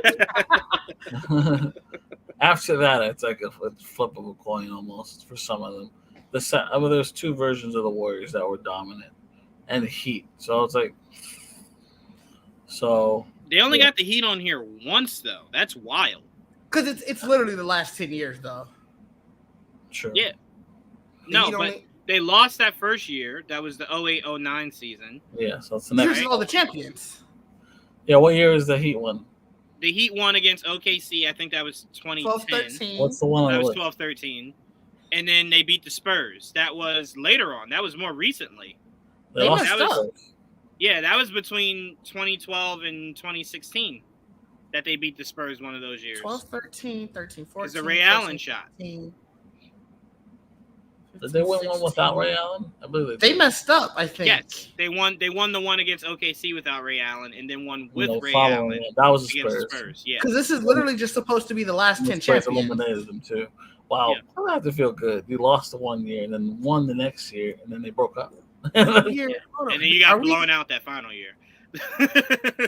Blown off the map. The Spurs were shooting the ball like that, like everybody was Curry. I think Duncan was taking half-court shots at that point. Everybody was just like, "Fuck it." They're not defending, so.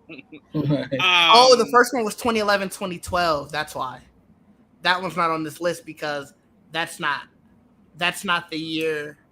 That's the OKC year, 2011-2012. So this is literally the last 10 years, which is why 2012-2013 is the first one on the list. That's fine, but the year they beat the Spurs is after that year. Which is the 2012-2013. The only one that they have on here. That's why I only have one Heat team. Oh, I see what you're saying. I don't get why they didn't add that though. That makes no sense. They just went the last 10 years, last 10 seasons. Gotcha. Okay. Okay. Because I'm like, that confused me. Because I'm like, if I were to take any team out, it'd be the Raptors to put that team in. Even more so now, that 2012-2013 Heat team wasn't as dominant as they're putting. Well, they also did gentlemen sweep the Thunder. Like it seemed. But that was easy. 2011-2012. Oh no, you're talking about the Spurs year. Yeah, the Spurs year they only went. Did they go 6 games? They went 7. They went game 7. That was a game 7. Yeah. No, it was a game 7. It was a game 7 because Ray Allen making that shot sent them the game. Won game 6 to send them to game 7, and LeBron just went berserk. And they won 7 games in the conference finals too. Yeah. So that's what I'm saying. Where's the dominance if you went back to back series that you took to the brink. Yeah, you had you had to go 7 games against Durant. That was one series. Whereas half of their series were. Who was your first 2 series though, Didge? Doesn't matter. I don't remember. No, tell me who your first 2 series I actually don't remember off the top of my head. Shit That shit matters. Well, our second series was Brooklyn. That was the semi. Our finals was against Atlanta. Your second series, yes. Oh, well, the Atlanta one was way less impressive because Trae Young was a shell of himself at that point. Giannis got hurt. Remember, we didn't know if Giannis was going to play in the finals. That is also true. But also, there was no Trae Young, so having Middleton was your advantage. No. What I mean by that is Trae Young played. No. Hear me. He didn't play well because of the injury. He was forcing himself to play. No, don't you always say if you play, it don't matter?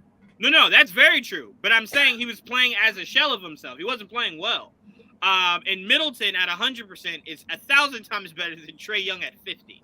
If you play, it don't matter. I'm using that to my advantage right now. Look, I give you that, and like I said, if you feel the Bucks are too low, I got no issue in that. I just think what Kawhi did in that storybook season should be valued higher.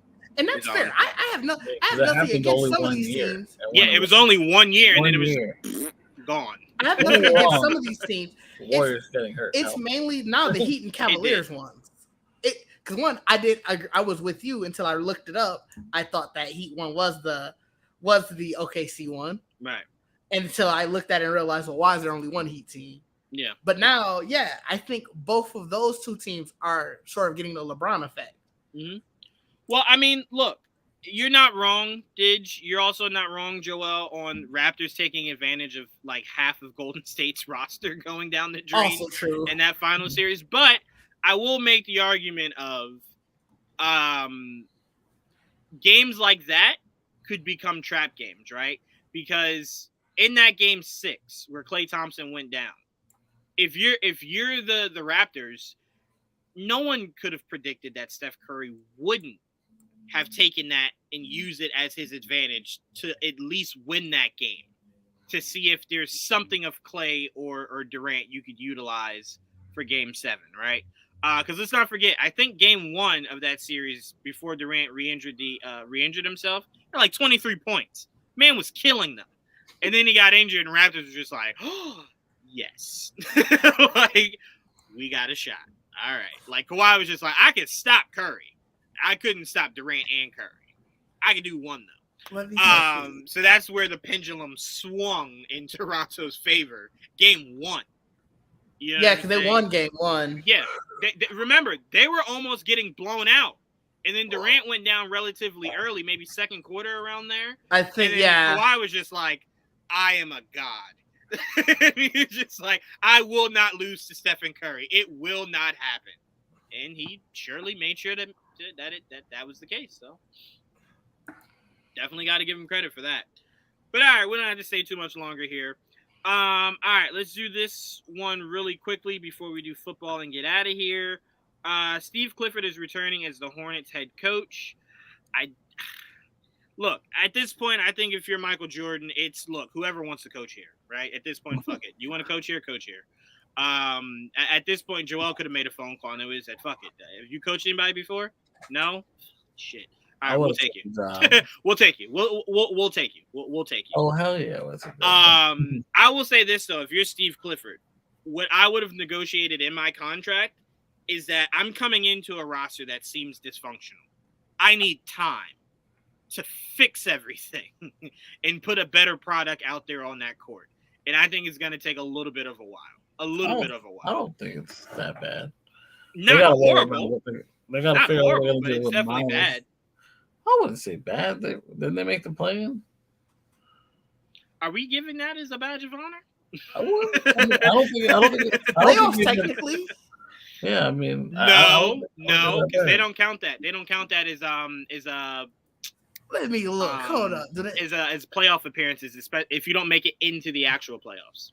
Really? I just remember playing Charlotte, and they were fucking annoying. So I mean, that's like. Well, to be fair, Joel, there was one player that was annoying, and it was the guy that's currently possibly on the outs in Well, we Charlotte. got to see if they're going to resign him or not. I mean, look, that's Can they another get off of Gordon Hayward's contract. There's a lot of little things. That's another organization to where if you can keep a player like him, because players don't go there, you keep him. You just even if you have to maybe overpay. No one's looking to come. He's gonna want the max. 100%. But knowing that you're a franchise that nobody else necessarily wants to go to, keep it. Because if you draft right and surround him in ball properly, you could turn something out of that roster. You know what I'm saying? So I'm like, don't let good players walk, and also don't sign Gordon Hayward. You know, just something for the future. Just something for the future. The only good thing about Charlotte signing Gordon Hayward is that we didn't. That's literally the only bright side of that. That whole day. Right. Trying to get out of that contract. Like, fuck. Oh man, Joel, could you have pictured a year of having Elfrid Payton and Gordon Hayward? I think it was after Elfrid Payton. No, that was the year. That was the same year. Was it? That was that was the same year. So. You got time out. You got to remember, Elfrid Payton was on our roster just a year and a half ago. I know. I mean, it was just only a year removed, but like, wasn't it last offseason? That what? Elfrid Payton went to the Knicks? No, the Gordon Hayward contract. No, it was the year before. I don't remember. Yeah, I think it was the year before. I think it was 2 years ago. Because I remember signing Elfrid Payton, and that was a while before the Gordon Hayward thing. I think because we only had Elfrid Payton for 2 years. That's what I'm saying. So we had him for 2 years. Gordon Hayward, I swear, I feel like has been part of Charlotte for like 3 years. I feel like he was injured 1 year. He was hurt. He was injured 1 year coming from Boston. Injured 1 year. This will be his third year in that Charlotte. We're entering. Yeah, that we're entering. So then we had them around 2 years ago. Yeah, then they were the same thing then. They were the same year then. Well, we'd already had Elfrid Payton though. Yeah. So they were essentially the same. It wasn't thing. like we were. But I'm still saying we would have had Payton on the roster and then signed Gordon Hayward. That would have been terrifying. I don't know why. I mean, like at least Hayward when he plays is good. Problem is he is always hurt, and we wanted him to be hurt because we wanted the young guys to play anyway.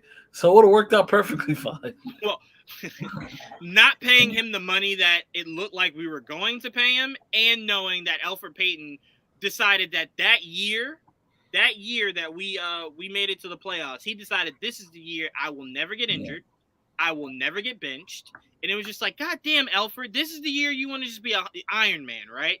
You can't take one game off so we can put somebody else at point guard. He was a stubborn motherfucker that year. He and Tibbs.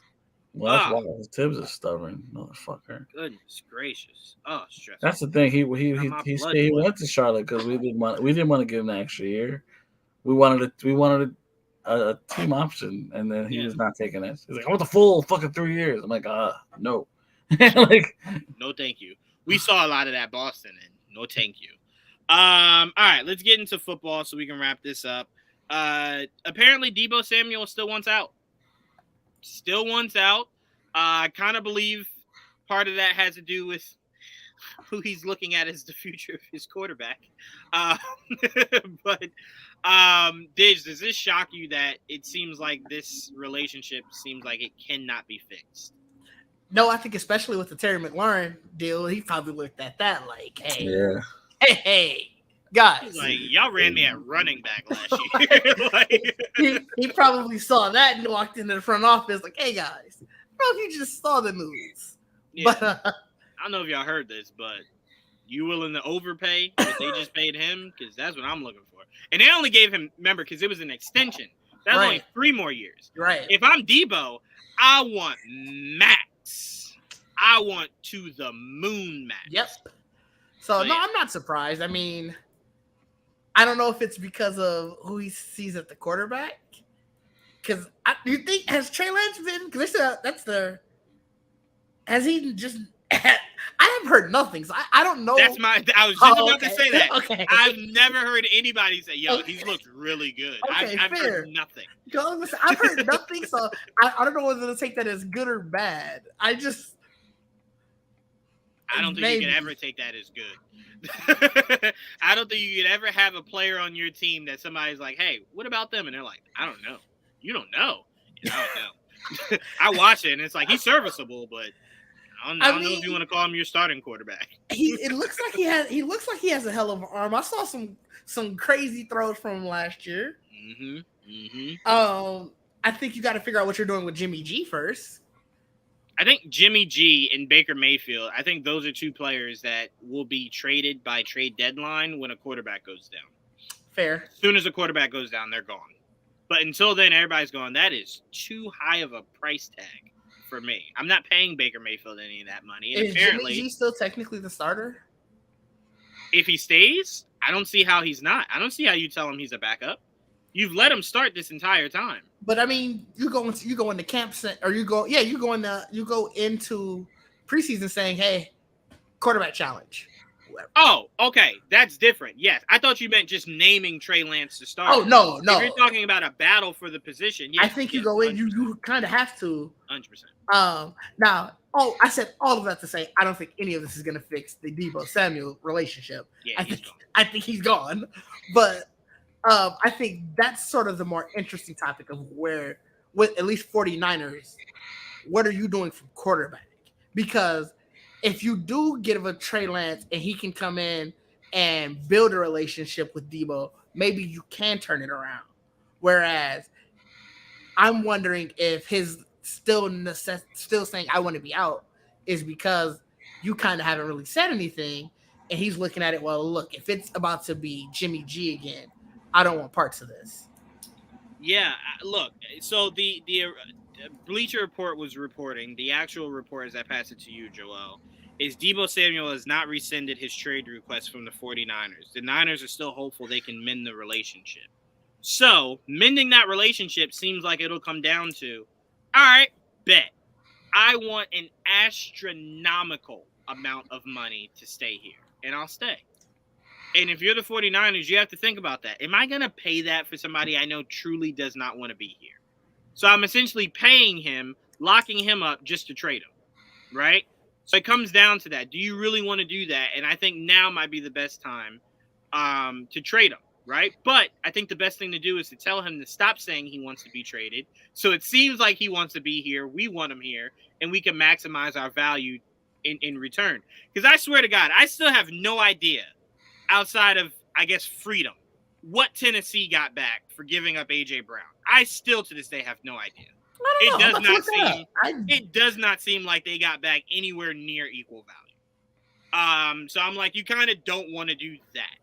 So, Joel, how do you see this Deebo Samuel situation playing out, especially knowing that he felt as though they were overusing him and underpaying him?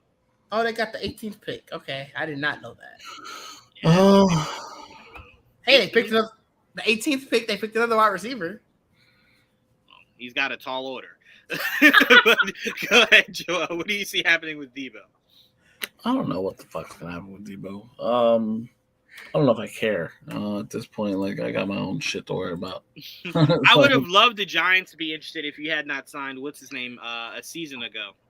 Yeah, there's your free agent. It doesn't make sense for us to sign Deebo. We're yeah, not now. Yeah, no, not now. But I'm saying last year, instead of signing the big free agent that you signed, if you hadn't signed him and had the opening, DJ Moore got 61 million. Oh yeah, Deebo gone. Wait, who did you say you signed? Galladay last year. Yeah, Galladay. Oh yeah, from Detroit. DJ Moore got 61 million this year. Yeah, I don't even know how you put DJ Moore in the same conversation as Deebo. No, but these were all, they were just showing all these receivers that got deals this year. Yeah, no, that's what I'm saying. If he got that deal, yeah, Deebo Samuel is about to have 19 Brinks trucks back up to his house and just dump. This motherfucker's about to be Scrooge McDuck in his next game checks. Christian Kirk with 84. Yeah, from the Jaguars, right? Yeah. Yeah, that's... God bless you, 49ers. God bless you. That's really all I can say. You put yourself in a very fucked situation. Okay. Let's move on. Julian Edelman confirms Martellus Bennett's thoughts on Jimmy G, saying that he is soft And essentially, without necessarily saying it, saying that he quit on the team. That year Brady was suspended the first 4 games. Now, Didge, I'm going to tell you this. If there's any truth to that, I went back and looked at our schedule. We only lost 2 games that season, right? Now, one of the games, remember, we lost to Seattle on that controversial no call against Cam Chancellor against Gronk in the end zone. Remember when it looked like holding on Chancellor. Chancellor was holding Gronk, and they ruled it incomplete, game's over, and Brady was chasing after the ref after the game. Oh, yeah. So that was that controversial game, right? So even if you want to consider that a loss or whatever, put that to the side. The game we got blown out by is the game that Jacoby Brissett was playing with a torn ligament. Wasn't it thumb? Oh, it was torn ligament in the thumb. Yeah, torn ligament in the thumb in the game to where they're talking about that Jimmy G said, I can't go. I can't go. And we got blown out. So I look at it and I go, we would have had 1 loss en route to beating the Falcons in the Super Bowl. Yeah. I look at that. No, obviously, the end result means that game really didn't mean crazy. Right. But it's still the fact that you quit on the team. Mm-hmm. And you know what? I love that you called me out on this before, how I bring everything back to the Knicks. Joel, we've seen this before, have we not? What?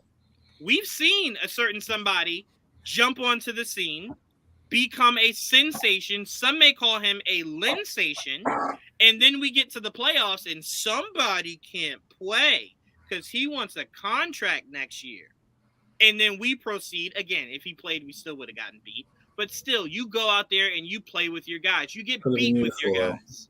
Yeah, you get beat with your guys. He went on to go sign that Houston contract, and the rest is history. So we've seen this before, to where an agent comes and tells his player, hey, oof, that injury, don't let it expand itself. You got a contract to go look for.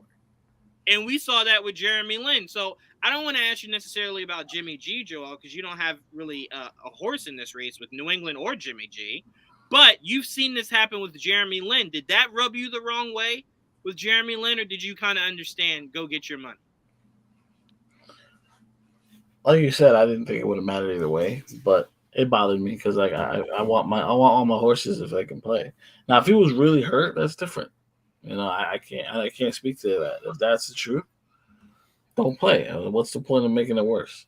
That is true. But if he was out there and he could play and it wasn't that serious, then yeah, stop being a bitch. We were made to believe, and again, I've never played professional sports in my life, so I won't say one of those just suck it up. But we were made to believe, Joel, that he was hurt, but it wasn't as bad as he and his agent were making it sound. Like if he just gets on the court, he'll aggravate it, and it could be a long-term injury. I was hearing that it was like a one of those tweaking injuries, to where it's just like it's bothersome, but it's not something that could really springboard into this massive. Now you got to miss the whole next season, right? So it's like, all right, well, we know for a fact Amari had never been healthy, and he was still out there. He was still out there trying to do everything he could. We watched Melo play against the Pacers. Fire hydrant that series. Yes, that was the series. We watched Melo against the Pacers have every possible injury a person can have on his upper body, and he still played through that. So to me, again, I understand some people aren't made to play through things like that, right? They're more so, if it hurts, I don't want to play. I get it. You're not built to just go through that pain. I understand. But you do have to understand, like Julian Edelman said, you can speak to this. When's the last time that motherfucker was fully healthy in a season? I can't remember. And that man, if he can, plays every single. We saw this man get concussed in the Super Bowl and come back and get the game-winning touchdown. We saw Julian Edelman do, and he got popped by Cam Chancellor in the middle of that field. Yeah. That wide-open catch. So I can understand how Julian Edelman and Martellus Bennett are looking at that, and they're going, nah, sorry. Mm-mm. And again, Joel, just to add context for you and the listeners, it was in his non-throwing shoulder. Not even in his throwing, his non-throwing shoulder, and said he couldn't play. You don't even throw with that arm. Like, what the hell kind of excuse is that? I saw Patrick Mahomes throw underhanded, overhanded, flea flicking. This motherfucker reinvented how to throw a football. And you go, can't do it. Sorry, can't do it. So I know a lot of people today in the sports media were saying if you're Julian Edelman, you can't do that. Jimmy G is looking for a new contract. You can't throw dirt on his name. Now. He's like, and to me, I feel as though, again, the question was brought up to Julian, right? It wasn't like Julian came in and was just like, yeah, fuck Jimmy G. He's a bit. No, it was asked, and Julian Edelman felt as though, look, he did let us down. He did. We felt as though that we could have won that game. And shout out to Jacoby Brissett for winning us that Texans game. We had no throwing touchdowns in that game. The only touchdown we had was his rushing touchdown. And we won by, I think, 1 or 2 field goals that game. So I'm like, I get it. I get Julian Edelman feeling the need to say, you know what? Fuck this guy. Like, really, seriously, fuck this guy, bro. So I personally didn't have any issues with it. So, again, if that's who Jimmy G is, it looks like that's how the 49ers feel about Jimmy G. That's how New England felt about Jimmy. Yeah, it is what it is. So I'm like, it's not like they're saying something that we can't see for ourselves that these organizations feel. There's a reason why nobody's made a phone call to go get him. Mitchell Trubisky is going to be a starting quarterback in the NFL, and nobody's called Jimmy G. There's a reason for that. That's all I'm saying. There's a reason for that. And you can't tell me fit. Mitchell Trubisky does not fit any NFL team as a starter. As a backup, sure. My quarterback's out this week. Fill in. Great. You telling me 18 games Mitchell Trubisky is your starter? Yeah, people have their thoughts about Jimmy G. And last one here, Didge, I've been hearing nothing but glowing things about Mac Jones. Same. I'm excited for the season to start. I've been hearing great things. I'm getting a little tingly. I've been like, woo, I've been hearing great Let me things. find out I am living in a year to where the Knicks could do something sexy, be good, Patriots be good, and the Mets are fucking amazing right now. Let me find out I'm living in a trifecta year for myself. I will tell y'all, I will be worse than Draymond. I'm just telling you this right now. If I can strike on one of those 3 teams winning a championship this year, when Draymond said fuck him, that'll be me every single day. But yeah, they're talking about he's slimmer, he's bulked, he's a dog, and I'm just like, okay, well, now you got to put this shit into games because right now I got to see it. You've gotten my expectations up. We definitely won a game where you had 1 pass. Right, that cannot happen again. You've gotten my expectations up. Now you got to show me. Because now the game is on. They're talking about Tua being a higher seed in the AFC East. They're talking about Zach Wilson being a bigger threat in the AFC East. And they're talking about Josh Allen like he's the Michael Jackson of this Jackson 5, right? So I'm like, okay, it's now up to you, Mac Jones. Can you? Well, you know what I meant. Now, Mac Jones, can you live up to being the king of the AFC East? Like we know New England has been for forever. Right. There's a reason why this fan base is now as loud as they are. They know that the king was dead, right? They knew Brady was gone, and it's sweet out here. Yeah. Put them back in their place, Mac. Yep. Shut That's all you really ask for. But all right, this is going to be really interesting come next week when we have fully entered free agency. We'll be right on our way to Summer League. It's going to be a lot of fun to break down basketball next week. A lot of fun. I'm only praying that what Joel said is true and that the Knicks are not only shooting their load on Brunson, they got some other things that they want to. Oh, that's what I want to ask you really quickly, Joel. What do you think the Knicks do with RJ? Do they kick the can down the road or do they give him that massive extension? That's up to RJ. Because they can. It's true. It's up to RJ, like how much he's willing to accept. I don't know if they're going to max him out. Honestly, I think that's a mistake if you don't. I don't know. I don't know if they're going to max him out, and so they might wait. They might wait if they can't come to something. If not, they can get close to the max. Yeah, I will say this though: if I'm RJ and I just watch you give Brunson the equivalent of the max, but you won't give me it, I'm definitely saying they didn't give him the max. You know what I mean? That's different. Close sounds like if you give me something close to it, that's seems like maybe $50 off from that. Right. Shit. like it's literally the max without being the max. So I'm like, if I'm RJ, if you can get me that close, I'll take that, sure. But I'm not taking anything less because you're not telling me that Brunson You has gotta done more. You gotta look at the market. You gotta see what other people got and who took. You know, and like it's in now and then compare. Yep. So if I'm him, like you got to get me close to it. That's all I'm asking. That's all I'm asking because you're not telling me that Brunson has done anything. You can't more compare than him to what Brunson because he's a legit free agent. This is our own dude. We should look out for our own dude. Oh no, 100%. But I'm saying if I'm RJ and the new guy in the room is making more than me, that is a problem. That's what I'm saying. I'm not accepting anything less than what you're paying him. And they can go over and pay him whatever because he's our guy. Same thing with Mitch, but we're not Max and Mitch. Yeah, I'm very interested. Somebody said it's almost a done deal that we're going to do a 4-year deal with Mitch, bringing him back. And then I heard that they're trying to take Jericho Sims off of two-way. Yeah, so I'm like, it's on the roster. Right. It seems like they're preparing for the idea of Jericho to be a reserve or a starter. Well, he's already a reserve. No, you know what I mean. You know what I mean. He's not going to be a starter. No, I'm saying if they don't keep Mitch, they're preparing him for either or.